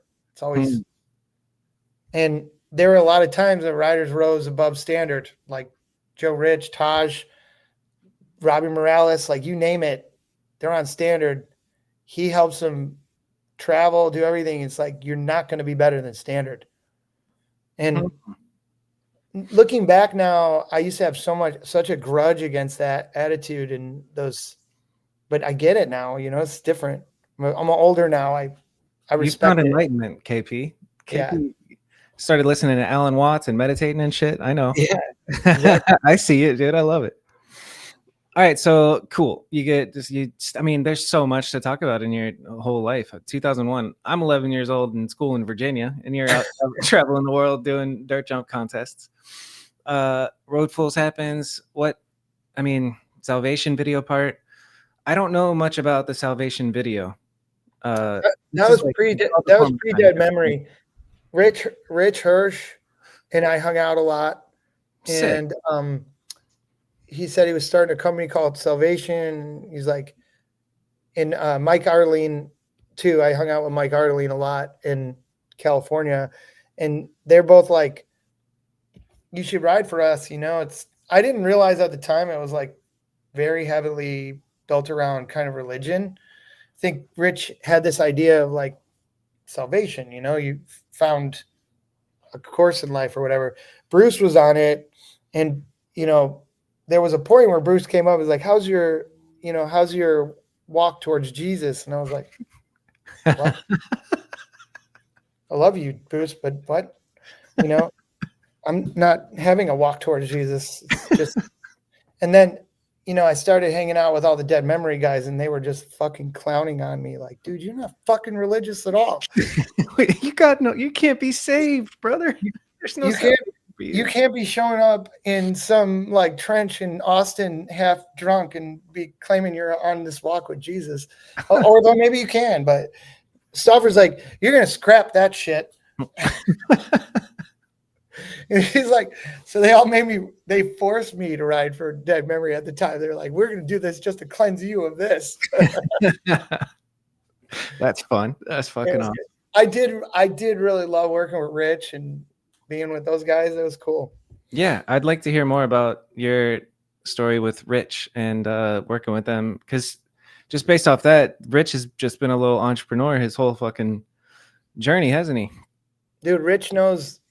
I mean, Rich is design. He's all about design. And to be honest, I think he's super smart business person, because I work with hundreds of brands, not to mention all of them that I rode for and different size brands. The thing, it's either you take a brand, you narrow the focus, and you own that focus for the rest of its eternity, and you just evolve around that focus. Yeah. Or you create an idea and you change the brand. He's constantly changing the brand. He gets what he can out of the brand, and then he changes the brand. So he's like, let's do shoes now. Let's do shirts now. Let's do frames now. It's like I work in coffee. So sometimes I'm like, no one does this in coffee. Instead of having a coffee brand, let's have a coffee manufacturer that brings on brands. You know, like the BMX model, basically the distributor type shit. Yeah. Yeah. You just keep the mill moving, you keep the machine moving, but you change the brands, because brands are like come and go. They have their time and then they leave. It's hard to invent them. Yeah. All right, so like from this perspective, now that you're older and you've had this business experience and you've seen hundreds, thousands of brands, what BMX brand that you got involved with did it the best in your opinion throughout your career? It's like depends on the timeline, because S&M and Standard they like carved out this whole culture of BMX is a garage sport. Let's make it a garage company. And Kink was in there too, like kind of in the middle of them, maybe taking care of the East Coast, but globally it was either S&M or Standard. You pick your side. Yeah. As the market evolved, it chiseled their sales. You could see it. Like I remember watching Rick like welding his own frames in his garage. Like, wow, he's in a different place now. Yeah. But yeah, I think brands that I think so I think each brand has done something significantly different to cement their legacy. I don't think there's a single brand that did it all correctly after S&M and Standard in the 90s. Okay, that's valid. Let me change the question to what's been your favorite. There's no correct answer, but who did you like? What sticks out in your mind? Well, I rode for Fly because innovation was really important to me. You know, creating new tricks, creating new everything. And the entire team was innovators. So it was like we'd all gather to collect thought on a stem, or how do we feel about cranks in this world? And that sounds awesome. And David would go and literally build it. And then we'd all work on it. Who's Dave? So David is the owner of Fly Bikes, David Casada. David Casada. I'm learning stuff, dude. David was very revolutionary in the evolving aspect of BMX. But like from a marketing point of view, BSD made it happen like in a weird way. He cultivated this really cool experience and used the right riders with the right view. So I've always respected BSD, but like, so from a branding point of view, I love that. But from a like building a brand and a core experience of the brand, Colt and Robbie, I mean, we share a lot of ideology, and Robbie did it from a mob perspective, which I respect. He's like, I'm gonna hook you up. I'm gonna hook you up. We're gonna own territories exactly the way that I would have done it if I had a brand. I'm like, interesting. Yeah. You're coming up. I'm going to start a path for you, you know? That's cool. Yeah. It's so interesting to think about that. Like there's different ways to skin a cat and different ways to market your BMX company. And like, there's the route of being exclusive and only cool and like not hooking everybody up, which I think of Fiend. Like Fiend is kind of like that, like hard to get on type of thing. And then there's the polar opposite, Cult. There's a cult rider in every city in every state. Yeah, like Fiend, you got to be at a point of like, dude, you're emulized where, you know, companies like S&M, they're always going to own that culture of the BMX world. Like it's that trail ripping kind of thing. And then there's other brands that try to come and take a little bit of that, you know, they try to take a little bit of that style, a little bit of this style. Yep. But remember I said earlier, like narrow the focus, own that category. Like that was metal, you know, metal, own that look. Yeah. Anybody even try to come over to this look, it's not happening. I like that look. That's a fun, I could never do it. I could never be punk rock. No. But it's cool to watch. I love it. Like Albie Bennett, I just saw a clip of him like tearing his butt open, sliding down a roof, like blood everywhere and pink hair. And I'm just like, dude. Yeah, it's a totally different BMX experience than I could ever imagine. Well, you know, like Sunday carved a path out of ingenuity, you know, like, hey, let's bring out a sunny, funny poppy brand that's light colored, and the role model is Aaron Ross, you know? It's true, yeah. Like those things are so influential in life for me today. Like I see brands, I'm like, do this, follow this path. Yeah, that's interesting. Sunday the fucking keyboard grips, or that's Odyssey, huh? Yeah, Odyssey did well, but they overlap. Yeah. If they needed Sunday to have a vibe, they would create Odyssey's elements to it. Yeah, dude, you mentioning that Aaron Ross shit is like his bad idea, or the Empire video, and then the colorful bikes. That was very impactful. I can remember exactly where I was when I first watched that video part with the Rick Ross song. So that's imprinted on me. What are some things, since you're a generation before me, what are some things that were kind of imprinted on you in your formative years of riding that you'd share? Yeah, I mean, I think Garrett was really influential. Byrnes. Garrett Byrnes. For the youngins listening, you know. He just did everything without pegs, you know? Like, actually, everything about Garrett is different from the world. Like, I remember I picked up his bike, and if you put it on the handlebars and let go of the tire, it wouldn't move. It would stick. You can actually lean it over, and it would just stick. So does that mean his head tube's tight? Yeah, his headset was so tight.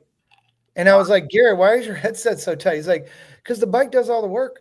And you could see him riding. He's barely holding the grips. Like his hands would be like loose on the grips. That's fucking interesting. He's just riding a horse. Like he'd go as fast as he can, take off, and just kind of letting his hanging out. Yeah. Yeah. That's cool. But then you, on a total other retrospect, you think of like Chris Bennett, the absolute crystal clear snap of hands and feet, perfect execution of every trick. And like, that's textbook to me. Yeah. You know, and also like, this is not something you can control, but if you're too tall or too short, like your style changes dramatically. So there were things about shorter people that I always generally found. It's way better to watch short people ride than it is taller, dude. Like Josh Nenza and Death Metal Billy and like all these really shorter guys. Remember back in the day, there was Little Chris, Stevie Churchill. Like the way they ride is just like lower center of gravity. So it just felt more like techie and clean. And it looks like proportionate and it all fits. Like you get a bigger guy like me and it looks like a fucking 12-inch bike type of deal. Yeah. Yeah, you're too bulky. You're inevitably hunchbacked. I got called a heffalump in one of my edits. I'll never forget that comment. I was like, yeah. I started bulking up like, man, I don't feel like I'm a little kid anymore, and this looks funny. Yeah. I also like you know, that there's weird things that have to do with muscle. Like when you watch somebody over muscle things, it's like ugly. It's too ugly. Like you watch somebody like Chase Hawk ride, and it looks like you know, a spaceship in space using its kickers, like psh, psh, psh, yeah, just to direct its course. That's what makes the style so special, you know. So fun to watch. Chase, Mike Bacon, the new age Josh Dove, and oh man, yeah, Josh Dove's really fun to watch. Corey Walsh, they're not muscle in it. They're fucking lubricated, moving through time and space, you know. Dude, what's his name from Australia? Jason Watts. Jason Watts. Ooh, dude, he's something special, huh? He is fucking amazing. Yeah. And same with Chris Fox. Like watching Chris Fox ride a bull. Yeah. Like, what the fuck? How do you go so fast? I feel like you've seen it. You've gotten to watch Chris Fox ride a bull in person. Yeah, I've watched a lot of those guys. Like Corey Walsh came to ride my ramp, took 3 runs and did more than anybody's ever done on my ramp. Yeah.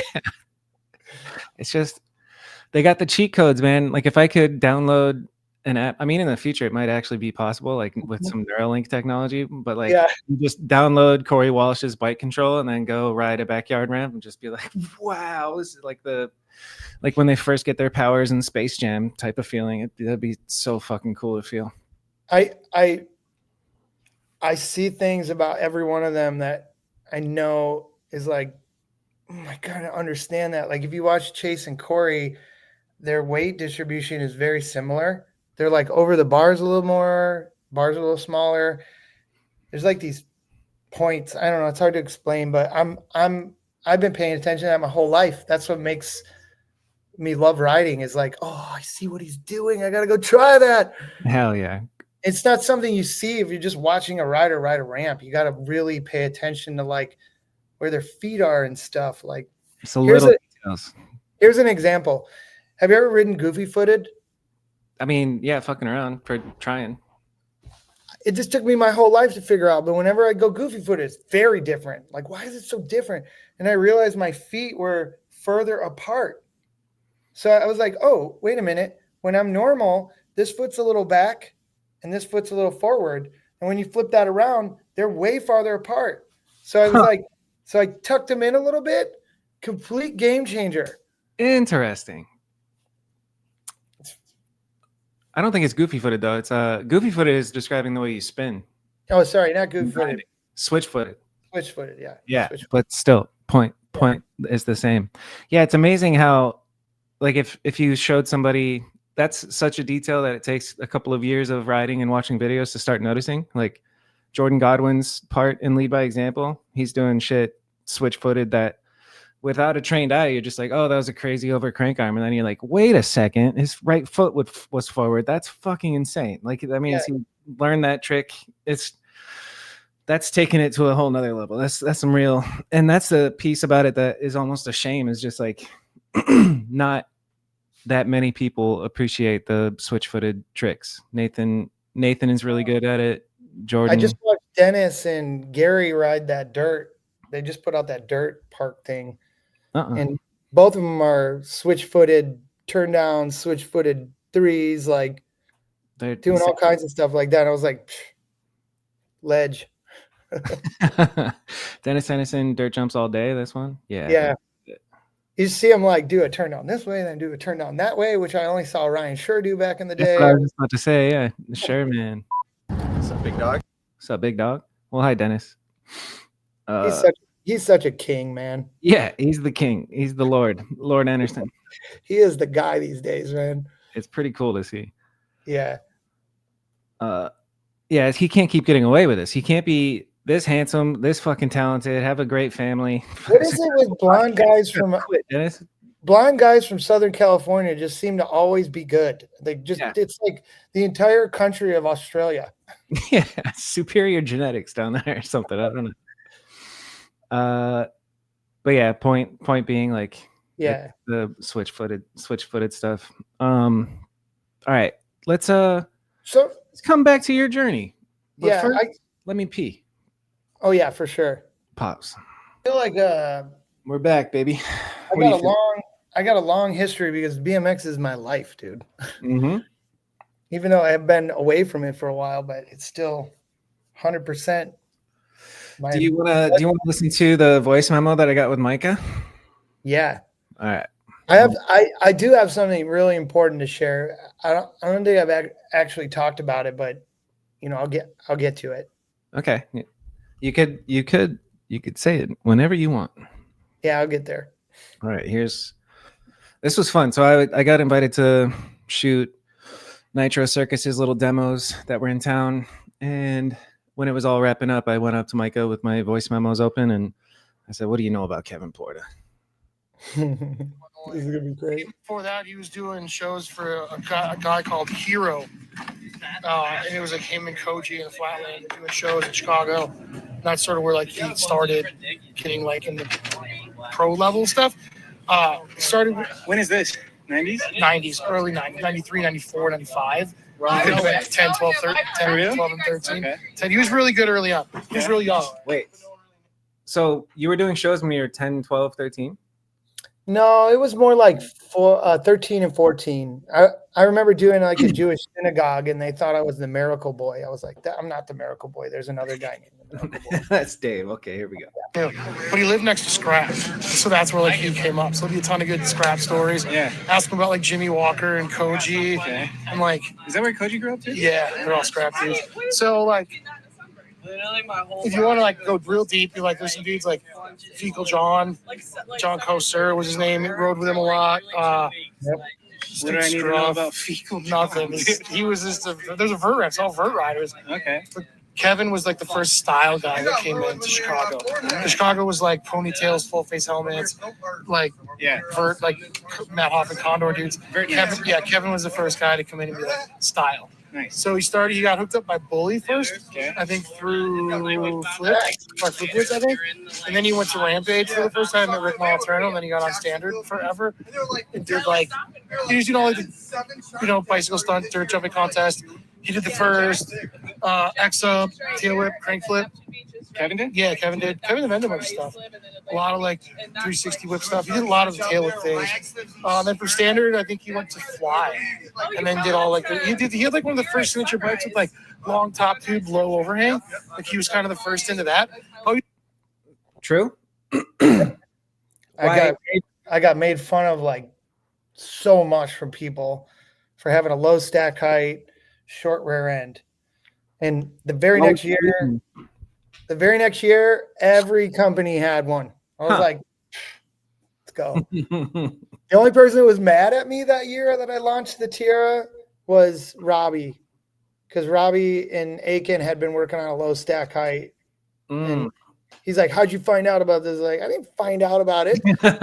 Thinking about it for the last 4 years, man. All right. That's fucking interesting shit, dude. It's cool. And it's shout out Micah for his encyclopedic memory. Yeah, that was perfect. It's still going. We got 5 more minutes. He's on solid for a while too, because he had a like solid KP frame. Okay. Too out there. So he had a frame, center frame. He's written for a lot of companies. He kind of gets around. Yeah, I'm excited to hear his whole story. Yeah, He but the kinda crew gets you want to talk around, about is he will, DGC. It's called the DGC crew, Donner's Grove. And it's Oliver Leonard. Donner's Grove crew. What is that? Yeah, there was a large, you go from crew to crew. If you keep riding, they stop riding, you get new crews. So I started hanging out with some guys out of Downers Grove, which isn't far from Burbank, and they were really good. And I was really popular at the time. So it was kind of like They were like riding around, hanging out with people. And I'm like, do you guys know how good Sean Arata is, or Oliver Leonard, or, I started like exposing them a little bit to the BMX, magazines and stuff. Like Jeff Z came around, and I was like, you got to meet these guys. sick. And yeah, and I think like they got a lot of publicity because of my time at that time, Yeah. You Oliver, put your city, dog. yeah, like Sean rode for FBM. There's a ton of stuff, but they were those guys were incredibly good at bike riding. I wonder if any of them will see this and listen to this. So shout out DGC, dog. Yeah, like they didn't want to be sponsored, and I was like, no, this is not. This is a non-negotiable thing. You're going to ride for a company. You shut up and you will take this free bike and some travel. They're like, well, I mean, you can give me a bike. I'm just going to keep riding. I'm like, okay, no problem. That's it. And then we all made a video that was pretty popular that Props produced because I was friends with Marco. Sick. And, yeah.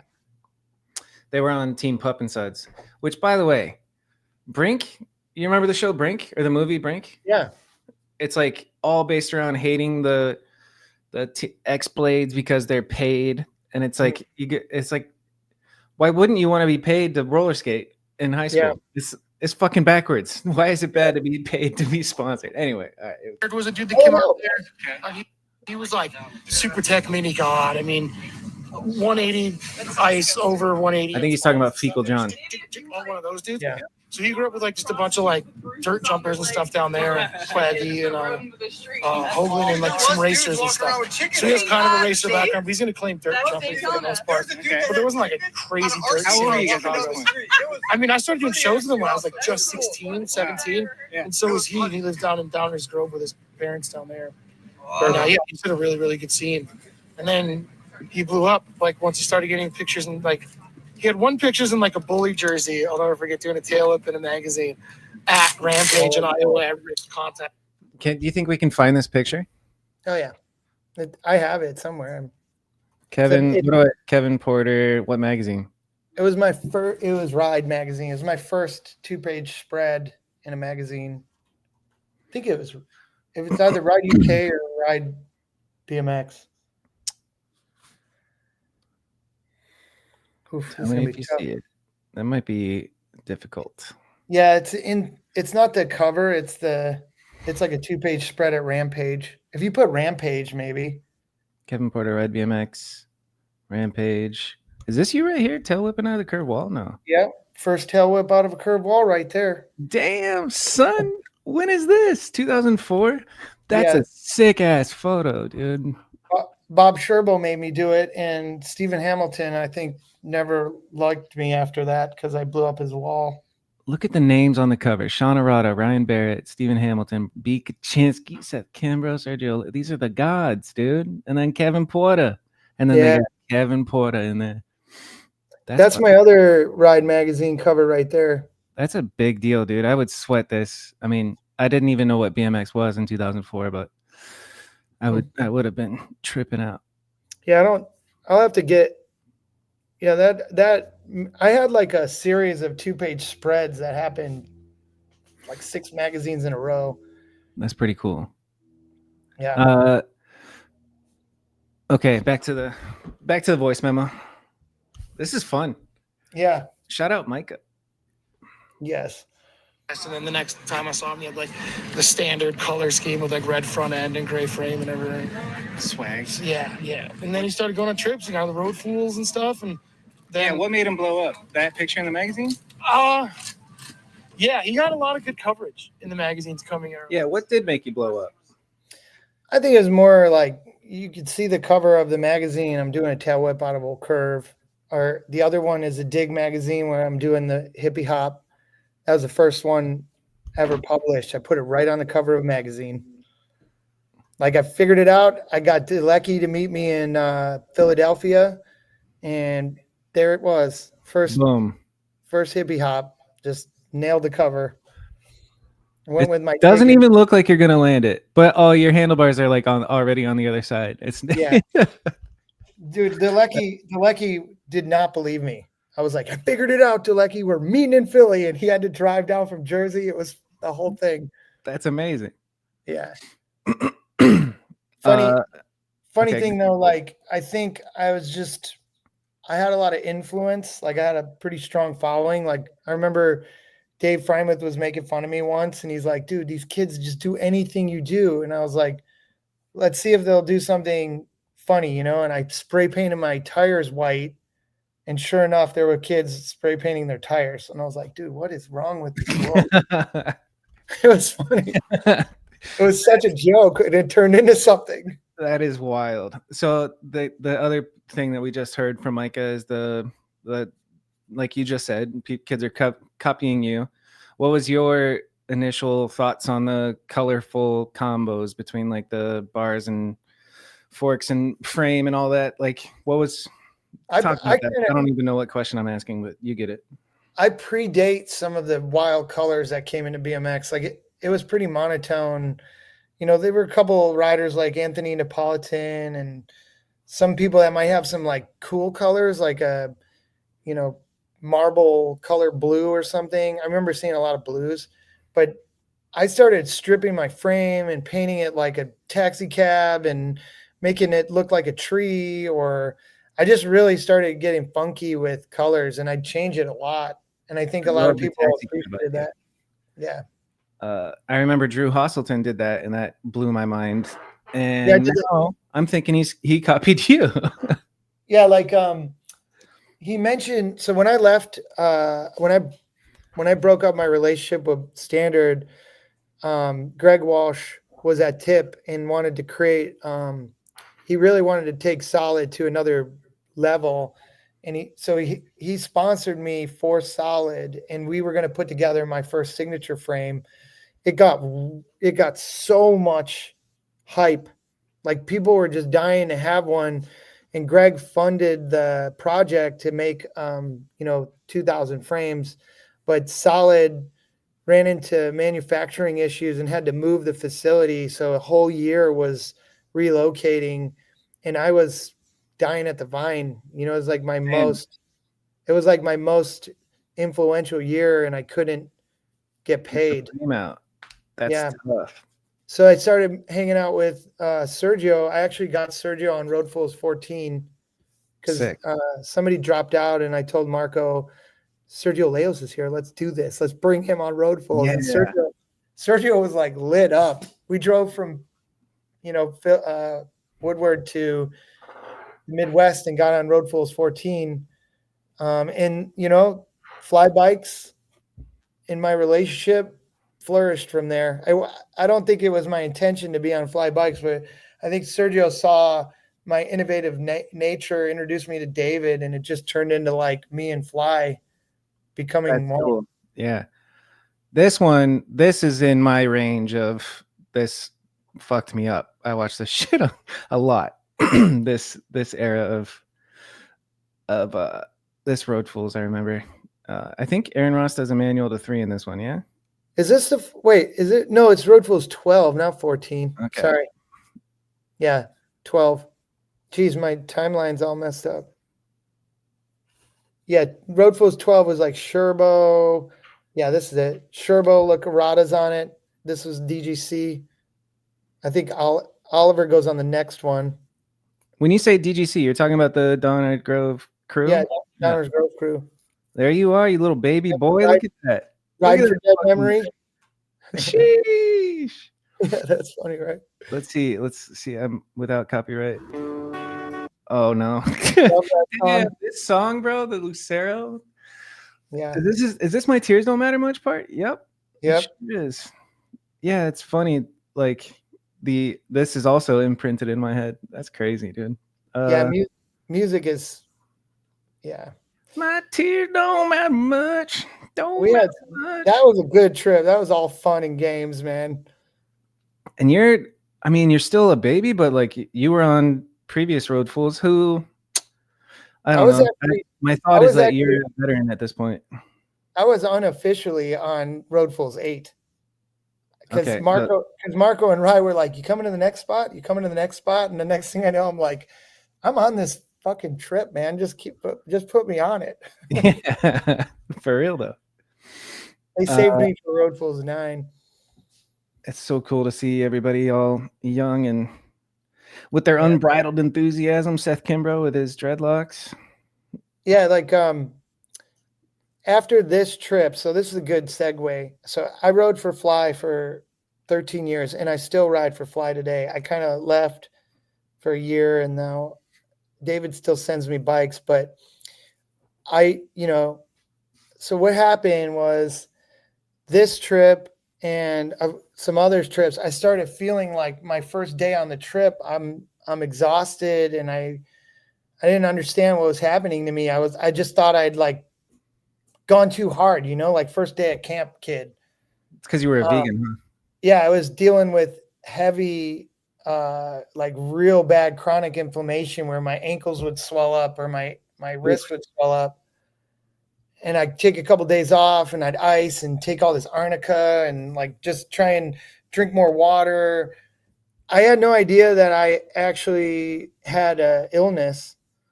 I thought I was just beat up, like my, past injury flaring up or something, Yeah. But when I turned 35, which is much later, it just was like good 8 years of this thing where I'm like, man, I can't fucking do this trick because I'm in so much pain and I didn't do anything. Sometimes it would be like right away and sometimes it would be like a slow onset. But 35, I went to the doctor because I had been having like debilitating back pain. I ended up being diagnosed with this thing called ankylosing spondylitis, which is a degenerative spine issue. Ankylosing spondylitis. Spondylitis. It's in Eastern philosophy, they call it bamboo spine. But we didn't talk about this, but when I was 22, I lost my spleen from an accident on Megatour. So I sort of have this it's in my genes, this problem with my immune system, but then I also have it compounded with spleenectomy. So my body doesn't actually recuperate and heal itself, and it overreacts to things that aren't necessarily hurt. So when I was 35, like it was really time. There's nothing I could do. This isn't like a thing that's going to go away. And so I really can't ride the way that I rode back in the day. It's like really hit or miss. My body's either working or it's not working. Sorry, so dude. There are days where I'm like, I get to ride today. I get to go to the trails and like feel the energy of bike riding. And then there are days where I'm like, I'm not gonna be riding for weeks. That's terrible. It sucks. Like But almost age. like an immune thing where your body's reacting to something that's not there type of deal and gets inflamed. And Yep. It's an autoimmune disorder, and it, like I'm really good at mitigating it now. I moved to the West Coast to be in a tempered climate, and that helped a lot. I have to do constant reconstruction of my frame, so I have to always be like doing yoga or my man, working out, and I can't always work out because when you have a flare up, it's like your body's pulsating basically. yeah, I've gotten a lot under control, which is nice, and especially lately I've been able to keep like going in the water and surfing a lot. That helps too. But it sucks because I see BMX every day and it's like fucking hurts my feelings. I'm like, that's my love, and I can't do it. yeah. People but get you on my case for not riding. You're like, dude, I fucking want to ride. Yeah, it's that's tough. Just like bad luck of the draw. But I fucking love yoga. What's your favorite kind of yoga? Well, I like vinyasa when I have the ability to do vinyasa, but I like Hathra when it's like I need to just, go slow and take it easy. Restorative yoga, basically. What would you call, or how, like, to somebody who's listening who doesn't know what vinyasa yoga is, define us. Vinyasa is flow. So you go from one to another. It's the flow. And Hathra is slow. Hold the breath, hold the pose. And restorative yoga is like that, longboarder surfer kind of yoga. Yeah. Where now we're going to take our head and hold it here for a second. For 3 minutes. Yeah, let's just relax.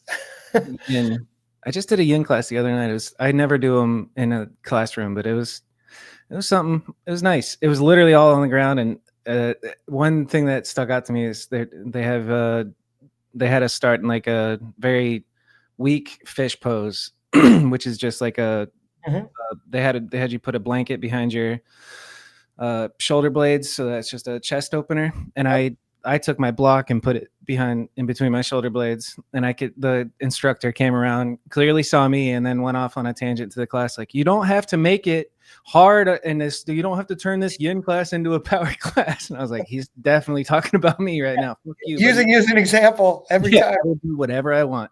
Way cooler to go around the corner and just make fun of everybody instead of just you. Yeah, man, I fell in love with yoga over the past couple of years. Anyway. Yeah. I was doing yoga at 22, so I was like early. I actually adopted a lot of it in riding. Was like, in order to be more stylish, you got to breathe. You got to be loose, baby. Yeah, so if you're riding trails and you're riding with your ass cheeks freaking clenched, it's not gonna look good. Yeah, it's gonna look awful. So I'd be like breathing in between sets, and smart. Good for you. Yeah, just after, like, it was the Gully booth that I was listening to where you're bringing up Alan Watts. You're talking about your underlying motivations for like why you wanted to get sponsored in the first place and the attention that you were seeking and all this stuff. Coming to terms with all that is very interesting and like kind of a part of a examined life, which is worth living. And I feel like you've done a lot of thought, and it's apparent, and it's cool to see and talk to. Anyway, where were we? With Road Fools 12. We were at Micah. Yeah, Road Fools 12. Let's let Micah guide the rest of this show. Ready? Oh yeah, I love it. In every picture he has, he does puffer fish face. He's got big cheeks. That's always funny to make fun of him for. Like puffer fish? Yeah, puffer fish. But if you ask him like scrap stories and bring up like Jimmy Walker and like crazy stuff, we covered that. Bring up DGC and like those dudes, like you'll get them going. Covered that. What do I need to know about Jimmy Walker? Jimmy Walker's like just an old vert head, like one of the best vert riders ever in the world. Like it was like him and Jamie and Dave and those dudes for a while. Like, nice. Okay. I think Thank you. What's a specific? Ask him what happened driving in a U-Haul bus from the Pitt Skate Park to the Roots Jam in Unadalia, Georgia. Okay. Ask him what happened in Unadalia, Georgia. It's a fucked up story, dude. Hey, Kevin, what happened in Unadalia, Georgia? Well, first of all, I had $0 and we were going to Roots. I had no money. It was when I rode for solid. I literally was broker than broke, and I was like, I'm not missing roots. I got to be there. So I jumped in the bus or in a Penske van with all the pit guys. Micah was in there too. We had like a couch in there and stuff, and it was just half Milwaukee guys, half pit guys, and yeah, it was a very stinky, very BMX macho, gross scene. But guys on that tour were fucking fun. Every single stop, I kept asking, "Let me get your change. Let me get your change." I was like collecting change to eat. It was fucking awful. Yeah. Starving artist over here. We stopped in Ukulele, Georgia. Whew, man. Oh God, it was fucking awful city. Awful. Like we broke down there, so the bus was broken down. Me and this guy Garrett Rapp, who ran the pit, went for a bike ride, and it was like very, very segregated. Very. It was like this white-haired white man cutting his lawn with fucking Southern flag on his house. And then we crossed the tracks, and it's very like impoverished black family sitting out on the porch looking at us like a ghost just came into the territory. Me and Garrett were so like distraught. It was like, dude, this fucking still exists. Like, Yeah, that's a bummer to see. yeah, I knew it still existed because I lived on the south side of Chicago, but not like that. Not like that fucking 1960s fucking segregation. It was disgusting. I was like, this is the kind of shit that needs to change in our country. It's just not going to happen. Yeah. Yeah, but we yes, we had a good time. We met some girls. It was got a little crazy. We met some girls at some liquor store, and we just went out and hung out with them all night. And the guys were like, "Where did you go?" And we're like, "Shit got crazy. It was a fun time." Yeah. That's amazing. Just showing back up to the boys. Just Yeah, but well, I got a story. the takeaway there was we live in this town needs to change. Yeah, this town's stuck in the past, man. Yeah. Yeah. I felt awful after that, Yeah. Well, what can you do? Do Pretty your part. All right. Yeah, it was good. I do think Micah sees parts of my life because he's just always been there. Yeah. But the puffer face, like not every clip was a puffer face. And if that's not a sign of determination, I don't know what is. Yeah.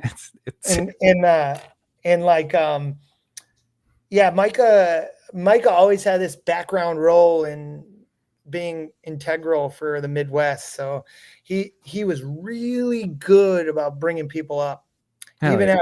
He had his platform with his shows. So he'd find a guy and he'd bring him in the scene, and they, that would just coach him into being a jumper and, give him the starlight that they need. And he has not stopped doing that. I mean, he runs Nitro Circus now, and it shows like he's been on the grind, building the scene from the dirt up. And I respect him for that. It's very cool to see. And just, you can hear it in his voice, even just the little recording there. It's just like, he fucking loves BMX, and he loves the people in it and knows it very well. It's very cool. So, in my fly years, going back to our thing, yeah, I think the thing that was really cool there was David gave me freedom to do whatever I thought was going to improve the company and encourage growth in my signature line. Cool. He also put a lot of faith in me to handle the company. So like there were times where I was doing warranties, and I had to hide the fact that I was the warranty guy because there was a lot of people I had to piss off. Like, no, you're out of date. Funny enough, the Southwest part of the country broke more cranks and frames than the South, like coastal, West Coast broke more frames, but same amount of product coming in from both sides. That's Just because we go harder out here, dude. That's how we do it. well, I think like Portland area had more, I don't know, moisture would get into the frames more. Maybe it's a temperature climate thing where it's like Yeah, the 'cause dry. I noticed like the brakes would be internal first, like there'd be rusting on the inside of the cranks and they'd crack. But you know, like it taught me a lot about manufacturing. Like all manufacturing has like between 3 and 11% defect, and it's like riders are like, no, fuck this company. You're like, Yeah, no, based off you're of the just, anomaly. yeah, you're one of the fucking defected things. Just get a new one. You're probably not gonna. It is Then what it, yeah. Then you got guys that are just big and break shit, and they're like, you're gonna break shit. Doesn't matter what we make. You're gonna break it. For And real. if it's built stronger, you're actually gonna break it faster. It's Why? crazy. Because back in the late 90s, we started making everything really heavy. Like we got to make this beefy, which actually just encouraged the brake because you're putting more weight on it. And in the mid 2000s, we realized flex is good. Flex will stop it from breaking. It's like a rubber band effect. Kind of bring it back a little bit. A little bit of I don't know the word. Whatever. Yeah. So when you're like doing warranty for Fly, what is that? By the way, when do you have to leave? Oh, I'm good. I still have some time. When you're doing that for Fly, where are you? Is it working virtual or are you in an office? Where is Fly based out of? I always pictured it's in like Spain or something. Yeah, it's out of Vigo, Spain. There's a warehouse there, but at the time, David was always really big on like maximizing efficiency. So all these parts are coming out of Psychologic in Taiwan. Why put it in a warehouse somewhere? Why not just create it, send it to the distributors and cut the overhead out, and then take that money that you spend on overhead and share it equally amongst the riders. And if you want more, then create product that can sell more, So it's like you get the Pantera, Stefan had the Montana, we all had our way of making more money with our own products. That's then awesome. There was an overall budget for trips, and sometimes David would splurge on that. But anytime you go on a trip, it usually incentivized the parts that you make to sell more. So yeah, it was very much like each one of us had our own company within the grander Fly Bikes thing. Yeah. Well, you could pick. Yeah, you could pick. Oh, sorry, bro. Go ahead. You could pick what? You could pick a rider to be on that. Like, as long as the team was cool with it, you could pick a rider that reflected that riding style to be on your part of the team, Like, yeah, I wanted this guy to be the Tierra rider or this guy to be a Tierra rider. Who were your favorite Tierra riders? Daniel from Spain was like a big ramp rider, and I really wanted somebody who did multiple tail whips and like the Daniel Dares kind of rider. I needed somebody on that side of the marketing aspect, but then on the other side, I had like I really wanted Stevie Churchill to ride for Fly, or I asked Chad Curley and he turned me down like flat blank. He's like, "Nah, man, I'm never riding for Fly." I was like, "Okay, damn, thanks, Chad. man." I was like, "Geez," he was going straight for big money accounts. Like, I was like, "You deserve that too." I'm not gonna hate you for that. Good for you, Chad. Fuck yeah, but I always wanted to. Dylan rode my frame for a little while. Dylan Smith, Cool. Shorty, But yeah, that was really fun. All those years with Fly, like, yeah, that sounds cool. I also ran. And to answer your question, I lived in Austin when I was doing warranties for Fly, but I only took over warranties because I was the guy that answered every customer service email. If you sent Fly an email, I would respond right away with detail. Interesting. Did that for like 5 years. It was a lot. I had to. I was the voice of Fly, basically. Yeah, that's a lot of work. Which kind of makes me wonder, like, for fucking Kevin Porter, what was your best year financially in BMX, and what did it look like? This is sad, but it's not sad. I'm grateful for it, but I think the most money I ever made in BMX was like $13,000 a year or something. Fuck. Yeah.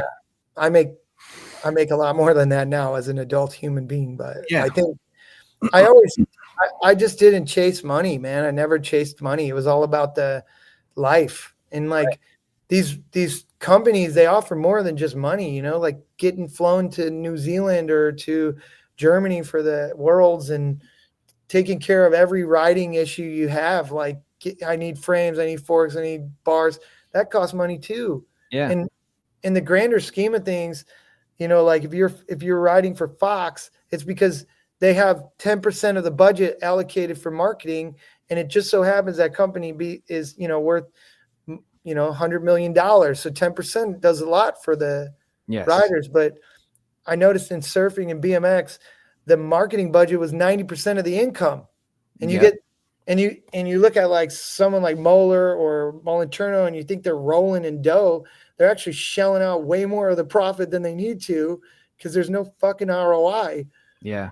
It's the only way to get an ROI, you know? It is a shame.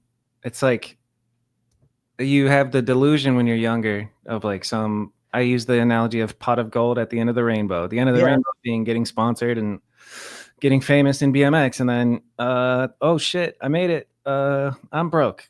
Yeah. Which is what and it then is. these guys that had it and they had a big income, they fall from grace. Like, God, what am I gonna do? Because you get so comfortable actually being able to pay your bills, Right. take care of your life, fly where you want. When it's not there, it's like, do I love this sport anymore? Yeah. They don't give me any money. Where's the money? You know, like, dude, there's no money. There's no money. And if there is, it's being spent on somebody that's actually making an indent in the cost of being a company, you know, like, right. I don't know. I think everybody has their own experience, but I got to ask you a question. Hit me. I got into a huge debate on what qualifies you as a professional. I had a couple different people talking to me. I think it's a paycheck. I think it's a a paycheck? dollar sign is when you reach the pro level.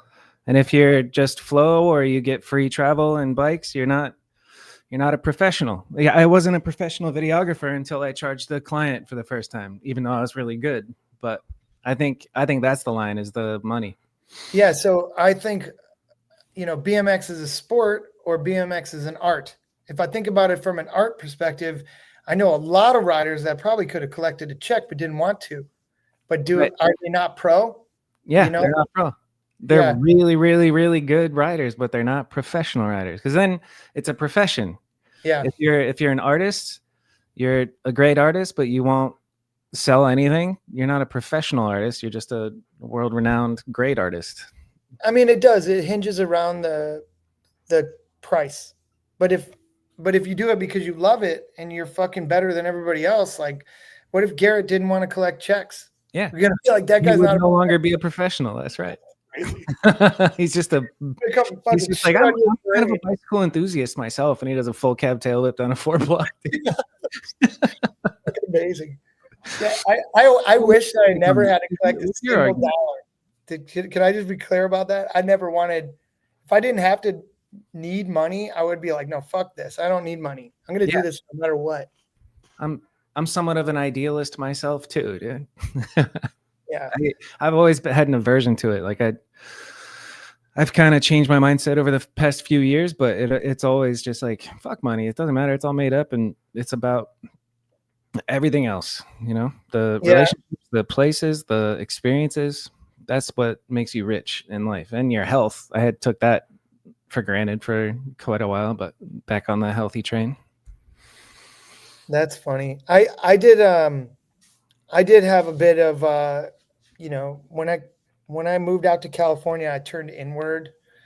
Kind of was like, okay, I'm going to take more care of myself, work on myself, and you know, rebuild a new life in a different way. And yeah, I am more inspired by making more money and encouraging more structure in my life now. But I still do things for why I love them, you know, which is beautiful. Hopefully you can't ever let that go away, because then what is there? It would be an empty existence of being a high-paid robot. Anyway, you rode for Fly for a very long time, still do. What was your favorite experience on Fly? What was the trip that sticks out in your head when I bring that up? New Zealand. It New was the best trip of my life. Why? Go on, mate. David would make sure that we're going to be on this trip for 2 months, and it's like 2 RVs with some of the most beautiful human beings I've ever been around. That trip taught me so much, like stuff that I, growing up on the south side of Chicago, why didn't my mom teach me this? Yeah. Spaniards are a lot more conscious and present than Yeah. a lot of For real. Americans. We're always living in the future, moving fast and talking shit, where It's like they know that the secret to a good life is to have a good day and to Yeah. fucking relax. Stop being in a hurry. Yep. And it was like, you don't just eat dinner, you clean the dishes together, you cook together, you do everything together. You don't just take what you need all the time and move fast. It's such a was really- better way to exist. I got to go to Spain 2 times this year and I loved it. The culture difference is massive. Yeah, and this trip was in one of the most beautiful countries in the world. And David and Giddy, the team manager, are both world travelers. So they knew all the little secret spots. They had That's been there for amazing. 6 months. It's like this fucking lake right here was like bathwater. And this was like this tunnel that Sergio came out of was where the glowworms are, these worms that hang from the ceiling.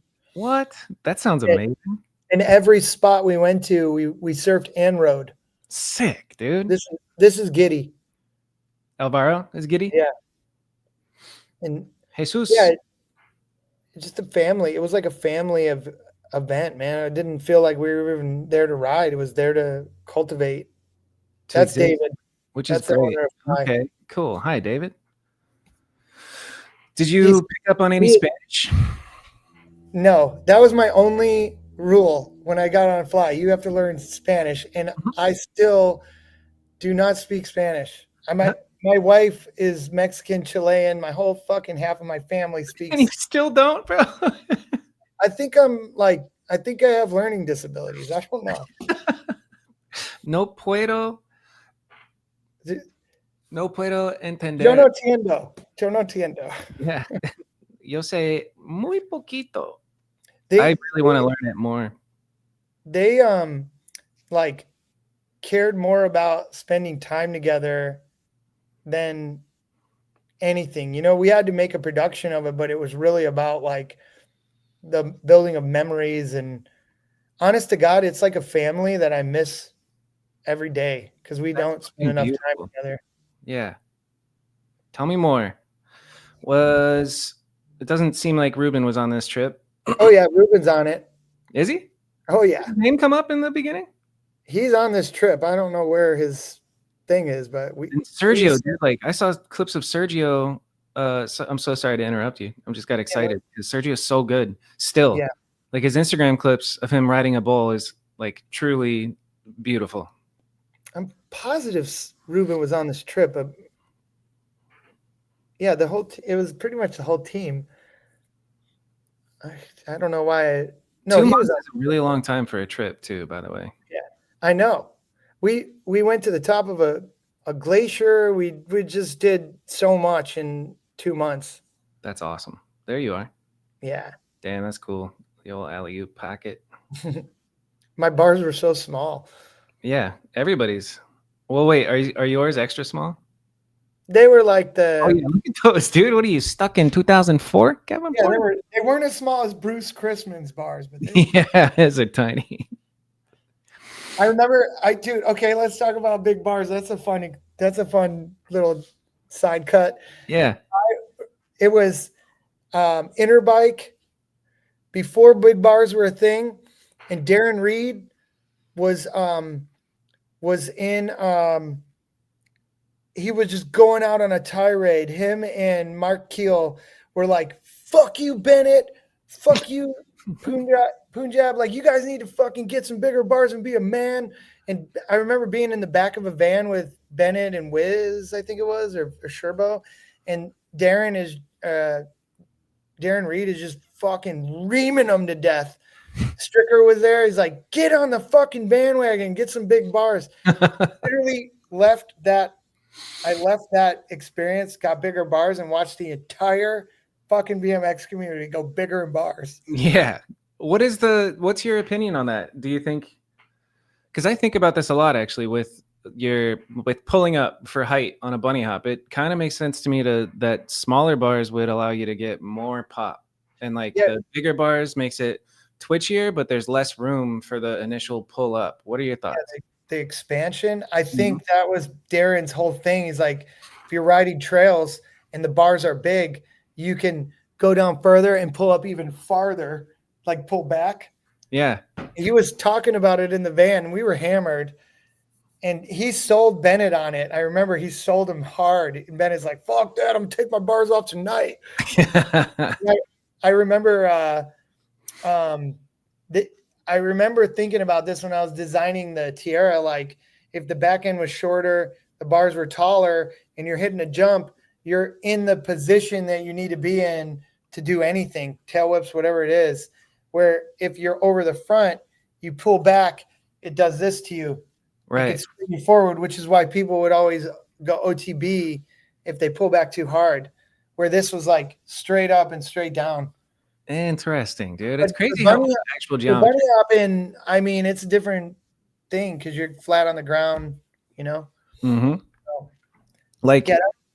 my bike has 10-inch bars that are uncut, and it fits my body because I'm a big guy. But at the same time, I remember the feeling of the small, like, and when I say small bars, I say like 7-inch, 8-inch. You were rocking like 5, 6-inch bars back then. Yeah. Like mustache bars and stuff. Like, yeah. I still remember Odyssey Grand Slams. So were a big deal. So look at, like, I think Chase still rides some smaller. They're not small bars, but they're smaller. Like, the size really matters on the build of the human. Like, I think having a nice balance between the two, but not being like this. The other thing is, like, longer back ends are better for jumping, where shorter back ends are better for tech. And man, the last like 10 years, I've been so detached, but I see riding and I'm like watching Logan Martin ride ramps. I can just fucking tell his back end is like somewhere in between short and long because everything he lands is like perfect landings. Yeah. What's your bike right now? I ride the Sierra, which is I ride the Dovey. I forgot. I can't believe I forgot this. We were going to re-release the Tierra, and then David was like, well, I don't ride enough to be able to market it. But Dovey was doing his frames, and what we did was launch a Dovey Tierra model. So you can get a Dovey frame that has my geometry, and that's the one I ride. Sick. Yeah. When you say Dovey, Josh Dove, right? Yeah. Sick. That's awesome. Dovey. What's everybody call him? I don't even know. Passing the torch. I'm pretty sure it's Dovey. Dovey. Yeah. I've never met him. But never met him either. He seems like a fly guy, you know, like he really does. It's a good fit. I'm going to, I'm looking at flights today, but I'm gonna go to Nora Cup in Hastings. I'm so jealous. Hopefully bump into him. I was gonna ask you, you're not going? Tell everybody there that I want to go every single year. And what do you got going on next weekend, bro? Come on, let's go. Come on, KP. If I can't bring my wife and daughter, it's like, man, I can't go. I can't bring my dog. Yeah. I want my daughter. My daughter will be a year older next year, and I'll probably bring her with to something like that. I told Fudger, I'm going to make it one of these years. Same with, I'm not bringing my daughter to fucking Trey's contest, but I do need to make Swamp it there. Fest. Yeah, don't bring your daughter to Swamp Fest. No, I'm not bringing my wife there either. That's her hell. Honestly, it's not my cup of tea either. I'm not looking to go hang out in the swamp, but Trey asks me all the time. Trey asks me all the time, and I feel honored that Trey's asking me. I was just like, I work a day job, man. I got to figure out how to get there. Yeah. No excuses. Speaking of Fudger, did you vote for Nora Cup this year? Yeah, of course. I vote every year. Can I know who your votes are? Well, yes. I didn't vote. If I don't feel comfortable in the category, I just don't vote. Smart. But I voted for Corey for transition because both of his parts. I voted for Alex for Street Rider. Street Rider, and Deserved, I think so. yeah, and I did one of Corey's videos for his. I think For it was- video of the year. Yeah, no, his part, and then video of the year I just didn't vote because I'm like I don't have enough time to watch an entire video. Yeah, So that's fair. Wait, I so feel video bad part? Yeah, I did Corey- like Corey's cult video part. I think Nice. it's the cult one with the slide Yeah. where he goes down the. Yeah, I think it's Colt one. That's dope. Good and votes. I feel bad because I vote based on how it makes me feel, not, like I think videos play an important role in motivating the riders to ride more and be more, just be more proactive of riding. And my whole life, like some of the videos I watched were like Juvenile Trickery and, Anthem. Those videos inspired me to want to go on ride. And that's how I analyze video parts is like, do I want to go ride after this? How Or is much this stoke cool to does it watch? give? Yeah. All right, we got to speed run the rest of your career. Well, that's about it. After Fly, I got into selling coffee and stuff, and yeah, it was like slow burn out, but I still like watch the BMX world and try to chime in when I could put a video out or Hell like yeah. a little clip or two. So maybe give me the rundown of like your location over the years. You grew up in Chicago, then you moved to Austin. What's the rundown of places you've lived? Yeah, I did. So I grew up in Burbank, Illinois, moved to Chicago downtown, then every winter I'd go down to Austin. So I'd spend 4 to 6 months in Austin. I was in Austin once a month, every month of every year. It's crazy. Huh. Because Empire is my family. So I'm down there all the time. Although moving to California is harder, so I see them less often. But after Chicago, while living in Chicago, I started traveling a lot more. I've been to 52 countries. Wow. I spent when I was 24, I had a goal to go to every state in America. So I did a lot of traveling in my car and, spent a lot of time in Pennsylvania in State College and in Bethlehem. I lived in Stauffer's room for like three months. Cool. I moved out to Seattle for like 3 months and lived in Jimmy's house for a little while. Nope. I lived in California twice. Once 2009, which was like my sabbatical year between BMX and coffee, and I just fucked off. I made a video, but I was like coming to terms with the fact that my life's changing. I'm gonna go work, a job, and then I moved back to Chicago and spent 4 years working for some really big, influential coffee companies. Learned a lot about selling coffee and equipment, and then moved back out to California in 2016 to work for a company called Verve, which, was a really famous coffee company. I lived in Melrose, like where Rick Thorne lives right now, and then moved down to Long Beach to live closer to Aaron Bostrom, one of my my long-term friends. But now I have a little family, live in Long Beach, and think about Chicago every day. Is that going to be your home forever type of place? I mean, I own a fucking expensive ass house, so I'm not going anywhere. But hell yeah.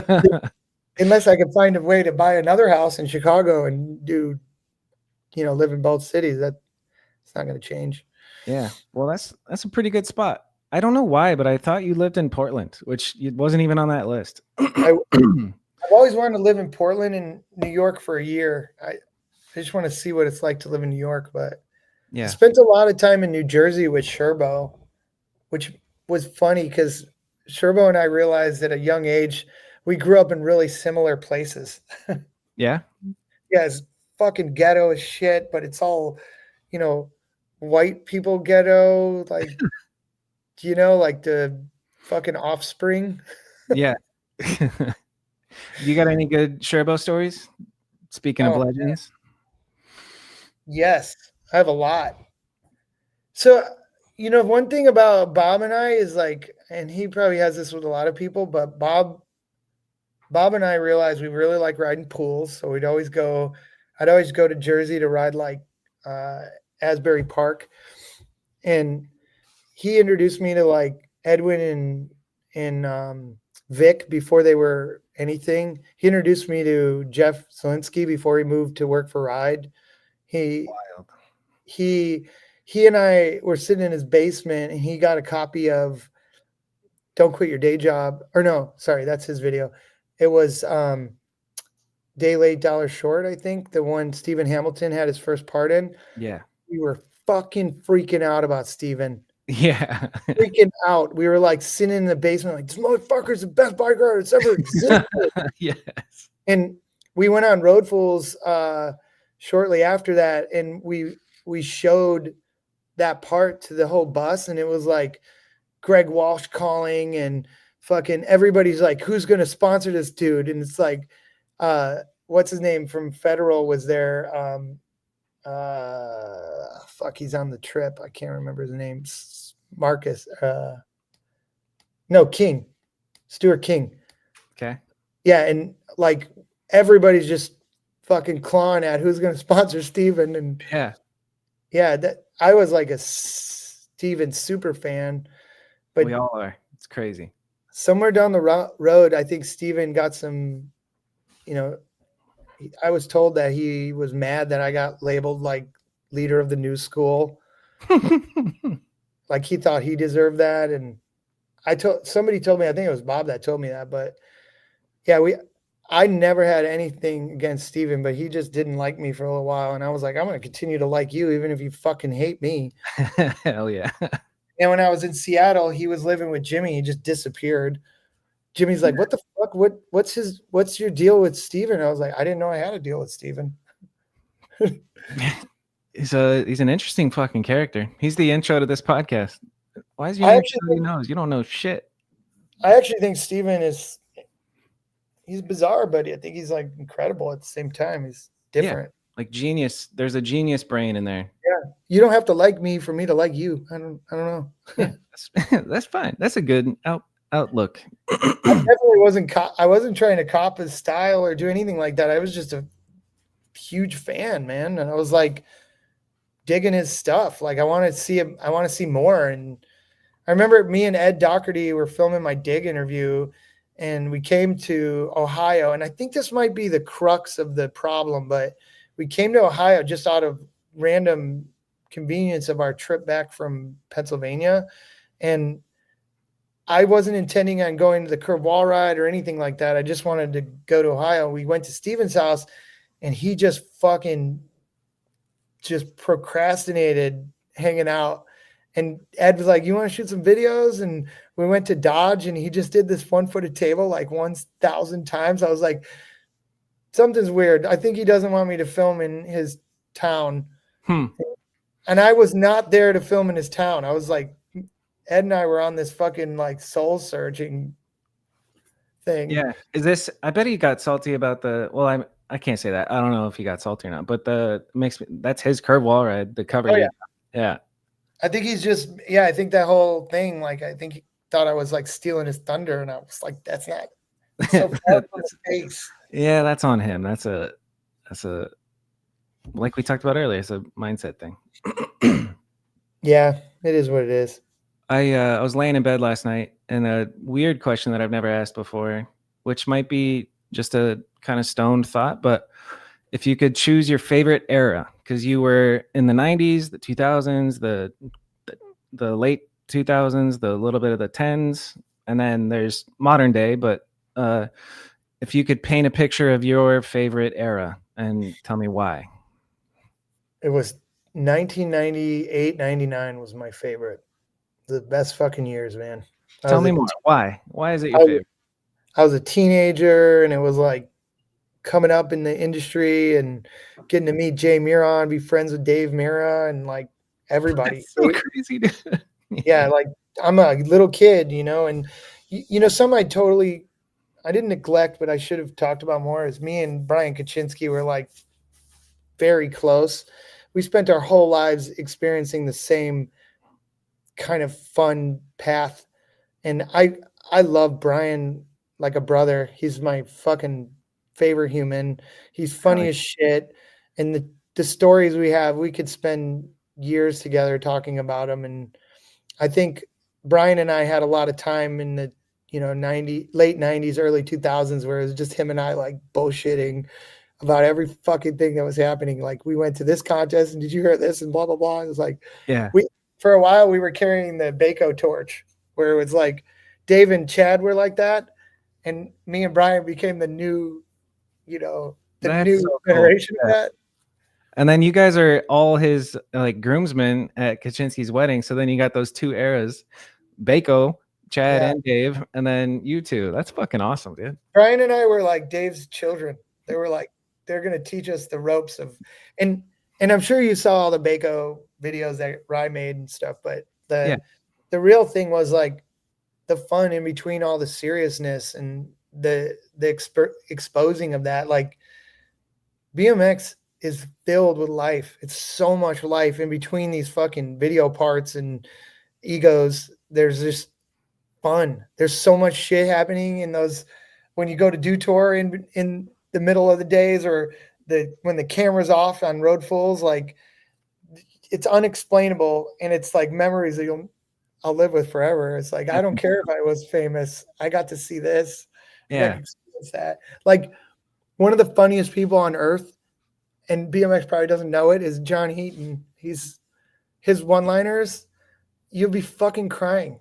It's like, same with Dave Asada. The two of them were like the best together. It's like a perfect like dad joke type of vibes. Yeah, it like do you guys know? A lot of people might know him, might not know him, but Axel Jurgens, who is like a Olympic judge now, he learned how to speak English from Ludacris. So like everything he say was like, what the fuck, bro? Move, bitch. Move, bitch. Get out the way. That's amazing. That was awesome. So that's a cool era. All right, we're wrapping up. What are you most proud of in your BMX career? I think I don't know, this is selfish, but I'm proud that I was able to make, and maybe I didn't, maybe I did, but I was proud that my impression on BMX was positive and influence, driven. Like, I didn't want to be famous because I did a trick. I wanted to be famous because I started a whole fucking style of tricks, I just wanted to sort of impregnate these ideas into kids' minds so that they would be more evolving with it. Like, I think of Tate and I think of like Eric Elstring. Yeah, all those guys. Like, I know that I had an early influence in the way they think, and look at what they do with BMX right now. Like, Mike Spinner was trying to do quad whips. He was like somebody that really adored watching me ride, and I see him doing quad whips. It's like, fuck yes. Mm-hmm. I'm glad I had something to do with that. It's fucking awesome. Even though he, he's got his own style and his own world, but to me it was like, fuck yeah, dude. I'm glad I inspired. Garrett Reynolds, him and JJ used to, like, I was their favorite rider. He's told me multiple times, and I see him leading the pack. Yeah, dude. Yes, it's so sick. Yeah, I understand. I think I'd be proud of that too. That's fucking awesome. Yeah, it's inspiring. What about if you were talking to a younger kid, 16-year-old who's got, some style and has great tricks and is looking to live the BMX life? What advice would you give to him? Well, besides the obvious is to have fun with it. But, something Joe Rich said in one of his interviews that I'll never forget: when you're forced to do something you love because of money and because of, whatever, it's the first thing that you're never going to love again. It just turns love upside down. Like, it's not something you're going to love. It's going to, in fact, be something you hate. So it's really hard to toe that line of being like, man, this is something I really love. And if someone's forcing you to do it, it might not be what you love. So, yeah, I would say, like, make sure you love it, and make sure you love it even when you're being forced to love it. Smart. That's really good advice. As you were saying that, I was thinking about videography because I loved videography, and then I've been making a living doing it for over a decade. And I'm like, I fuck making videos. Dude. Yeah, no, that's how it was. Yeah. We got to film this edit, man. I need a clip. And you're like, dude, I don't feel like writing. I don't. Don't want to do this. When it becomes a job, it takes something away from it. Yeah. And that's another thing. There's a lot of decades where it was like no writer wanted to say it was a job. It was like, no, man, it's not a job. I have so much fun doing this. It's so cool. I'm so privileged. Then there was this like culture shift where it was like, no, this is a fucking job. I got to go out and film. I got to do this. I got to train. I got to do all this stuff. And I was like, I'm fucking ballooning out of here, man. Taking the hot air balloon out. Yeah, we touched on that earlier. We said we would talk about it. There's two things we said earlier that we said we'd get back to, and that's the come down and the change in culture where it became a more private thing, which I'm on that. I'm on both sides. I love hanging out with a good crew, but I also really love we have a mission. All right, dude, let's go to this spot. You got this. We can bring a couple people maybe, but like it's about this clip. So let's go chase this goal. But it's like serious. It's really serious in that regard, you know, like I got to get this clip for this video so that everybody knows me for this clip. But like you see riders like Mike Aiken, Brian Foster, they're going to do that whether you're there or not.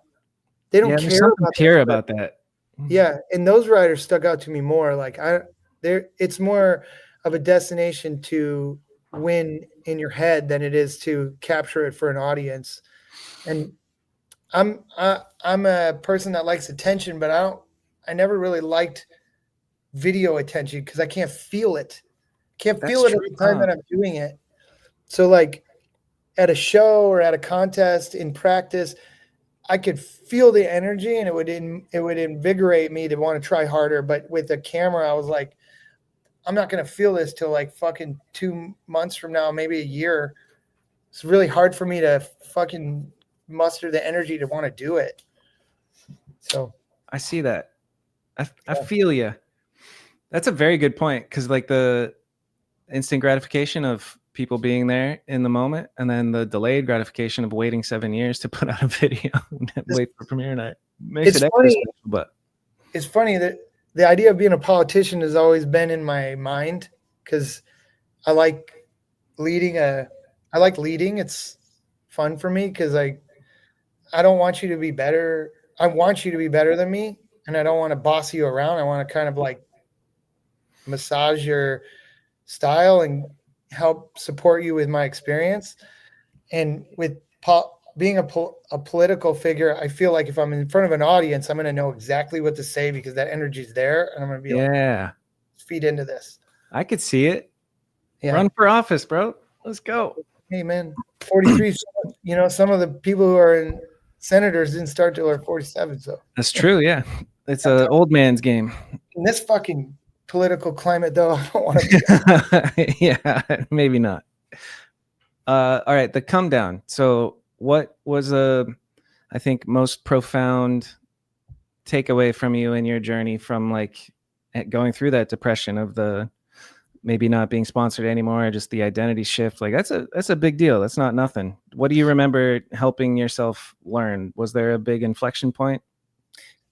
Man, it affected me on every level of life. Like you when you are a good bike rider and you earn the respect from the community, you could say or do anything and they're going to be like, okay, I could take you serious because I know who you are and where you come from and why you earn that from me.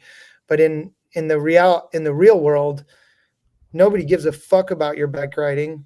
Like maybe being a former professional athlete helps build some credentials to you, but it's not like they're going to listen to you about business.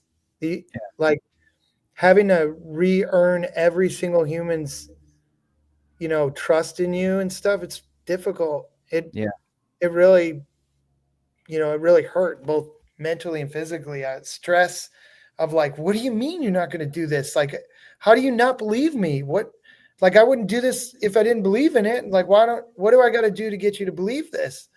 With BMX, it was like, oh, it's Porter. Yeah, I believe you. Yeah. No problem. Let's do it.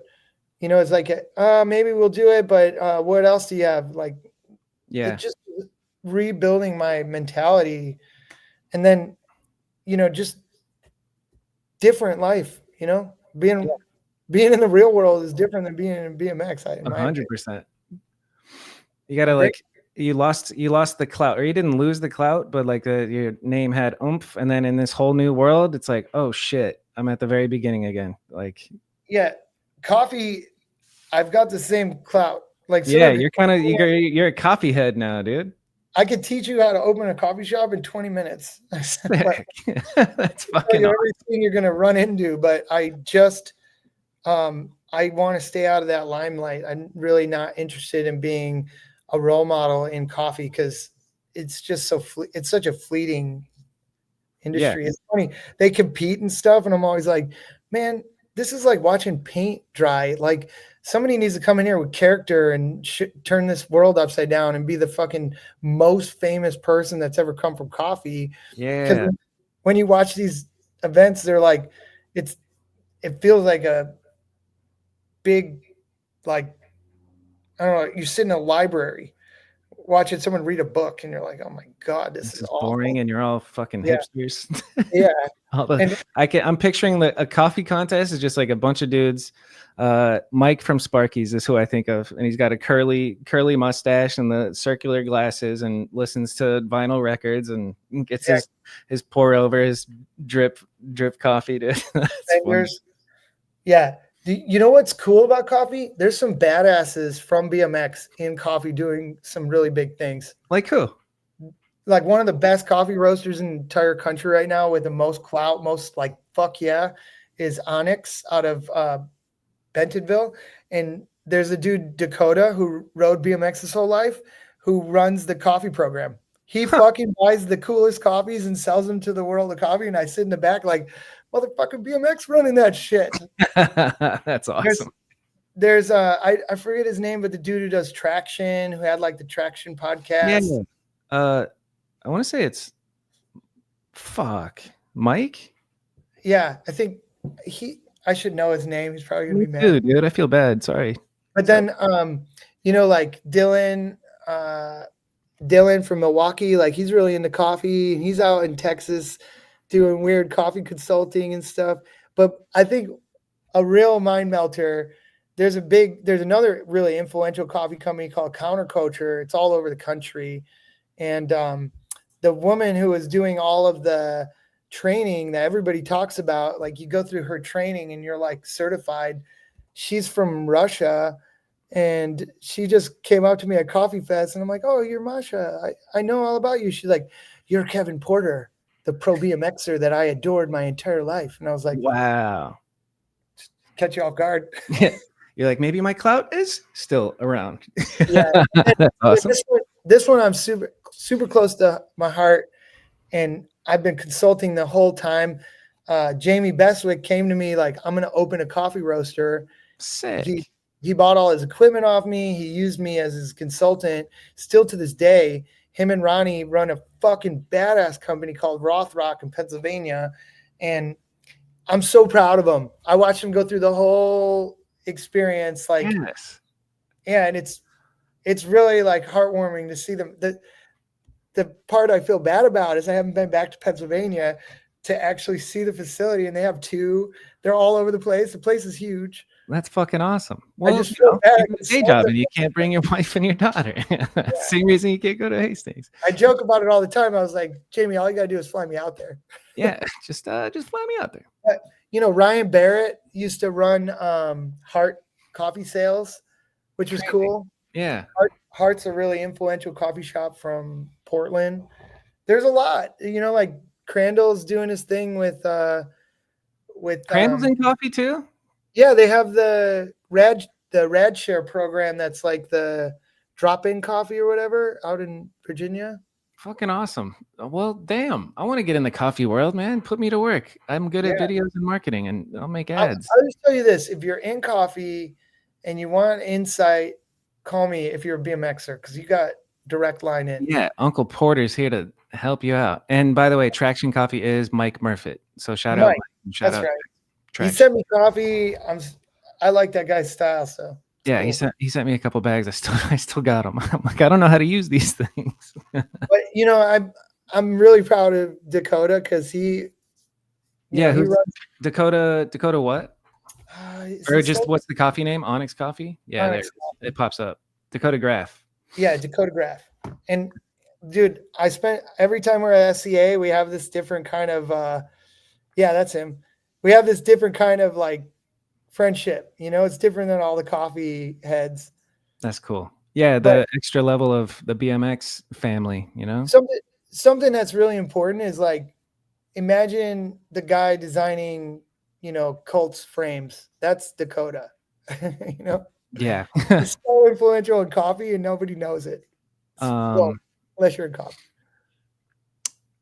Okay, this is all good stuff, Kevin. This is one of my favorite conversations I've had in a long time. You're awesome. Thank you. Sorry, I talk a lot. There's so much to say. You're built for this. I know, and it doesn't feel like it feels like we could keep going for a couple more hours, but we're wrapping it up. Don't worry, everybody. We'll wrap it up. I would like to know. What'd you say? Sorry. We'll save it for a continuation. Yeah, we could do round 2. There's definitely no reason not to do repeat episodes. I've just thought about that too. I was like, I gotta get Casey Starling back on here. There's a couple I really want to do round 2. All right. Next question is who you might you could skip if you don't have it, but like, what are some riders maybe in Long Beach or just that you know of that I might not know of that I should be following? Well, you should know Eric Lichtenberg. Yeah, I was about to type in his shit like I'm not already following him.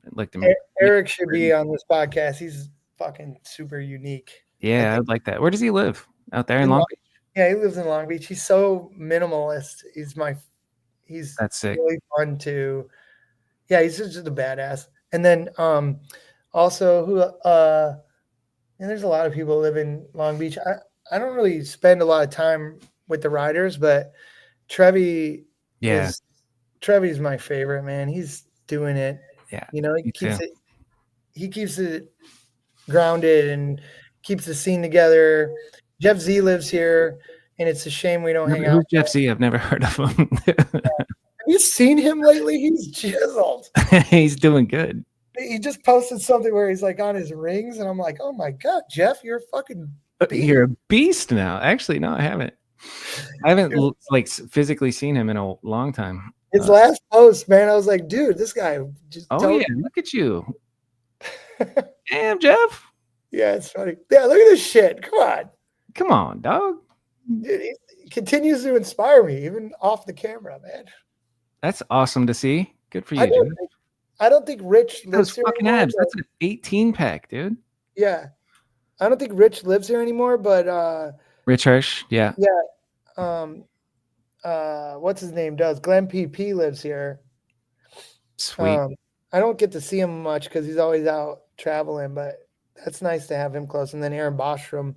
Yeah. He's just listing off legends, dude. I'm like, any kids that I don't know about? Like, yeah, kids wise, Preston moved here, and I'm a super fan of Preston. Preston O'Kurt? Yeah. Yeah. He's my favorite new school rider. Yeah. Dude, and you guys are 6 hours away from me. I really ought to come out to Long Beach and like I don't have the influence of picking Empire riders, but if I did, Preston would be my pick. Yeah, he's pretty fucking great. I think he rides for Epic. Not sure. Shout out Epic. Foo. Yeah. I see you. Hey, and we're on the big screen in the shop, aren't we? Fuck yeah. You, dude, I love Foo. Yeah, he's the best, dude. You know, he gave me a solid headset. And I was like, are you fucking crazy? He's like, I put this in this cabinet like 8 years ago, and I knew it was going to be for something like this someday. And I was like, hell yeah. Cool. Dude, speaking of yappers, like you think you talk a lot? That guy, you have to like, he makes you be rude to end a conversation. Like, yeah. I gotta go. Yeah. I've had a long conversation with him, man. Sometimes I gotta sneak out. But he's so fun to talk to. I can't believe how good his kid is. Yeah, I know, right? Like killer. It's crazy.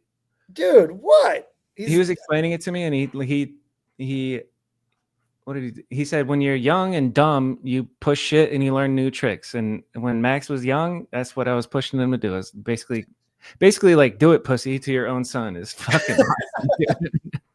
Dude, Max not only is good at bike riding, but he also runs the shop, and he's good at that too. Like Yep. And like CAD design shit like that he's Yeah. super into, which is he's amazing. woo. He's woo too, man. Yeah, woo too. I think that covers it all. Oh, 2 more questions. If Yeah. you could wave a magic wand and get rid of a trick, nobody could ever do this trick again. It's the lamest trick and you hate it. What is the trick? What are you getting rid of?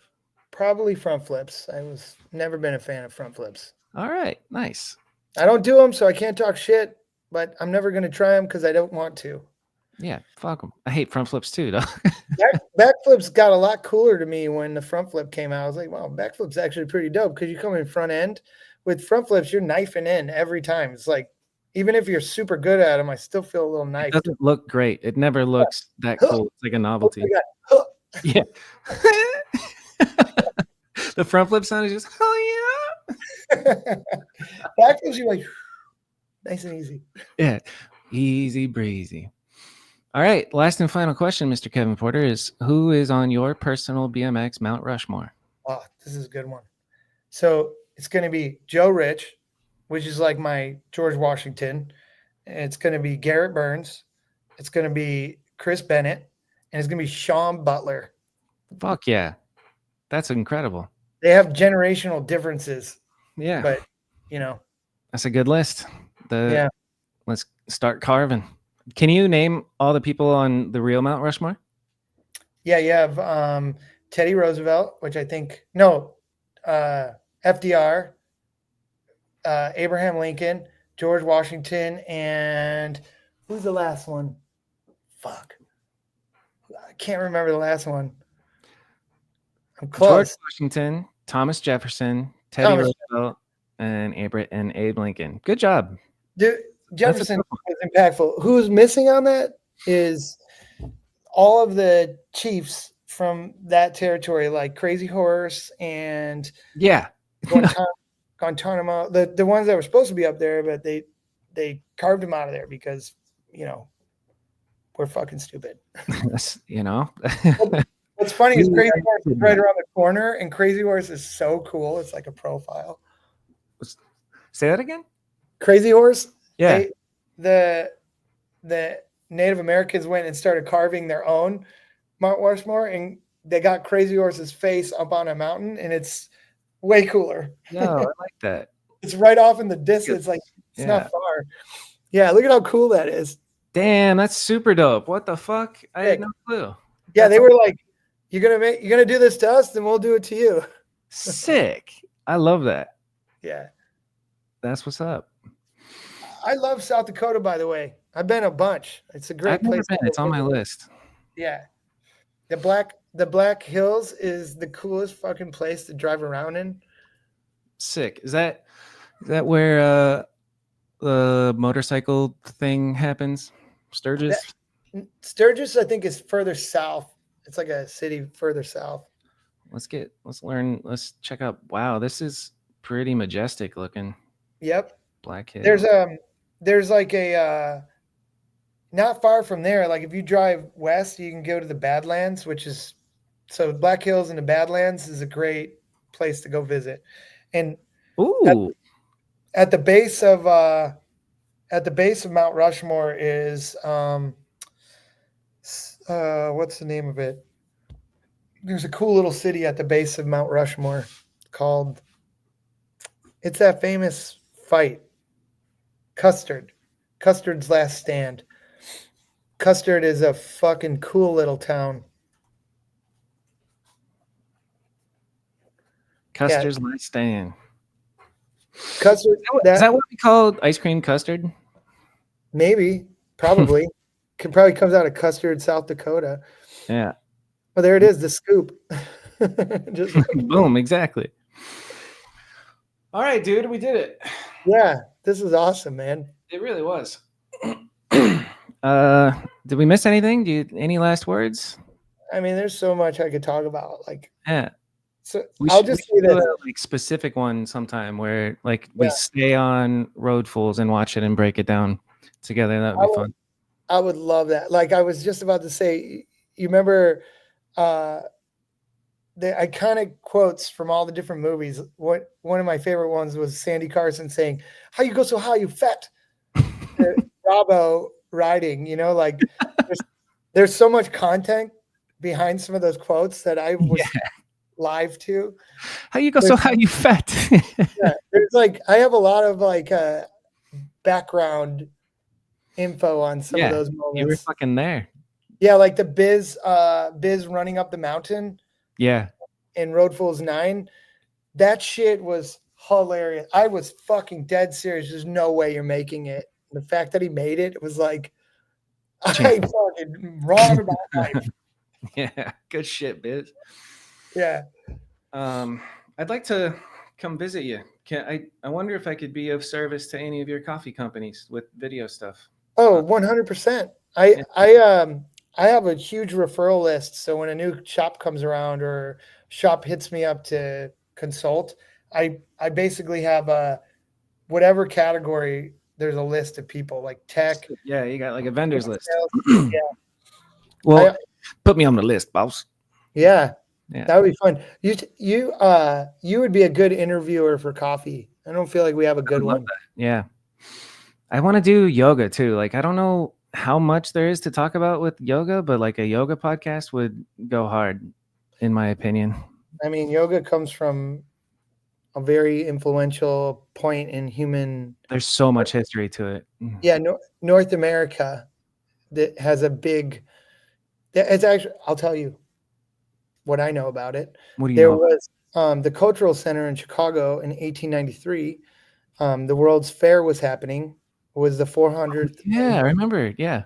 The 400th anniversary of Christopher Columbus, which is a bullshit story, but it's something that we live by.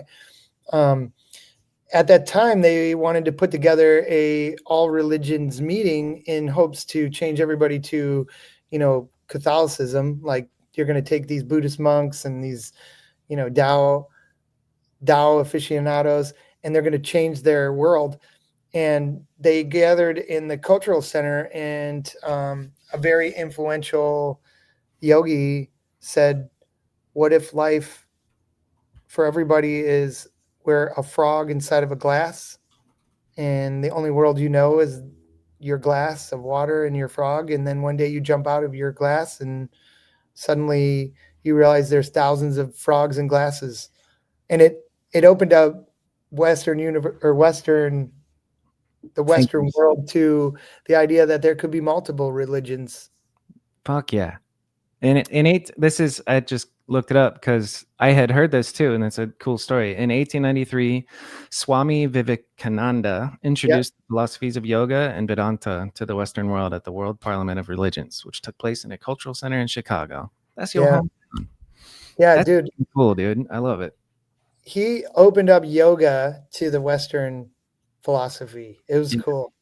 And then it gets butchered with yoga sculpt classes, dude. Yeah, in hot yoga, like I can't even find a regular meditation. Yeah, right. I grew out of my hot yoga, I guess, phase. It's just like, this is silly. It's different. They have this really cool one here in Long Beach. It's free. It's called Yoga on the Bluff. It starts at 11 every day, and it's outdoors, right?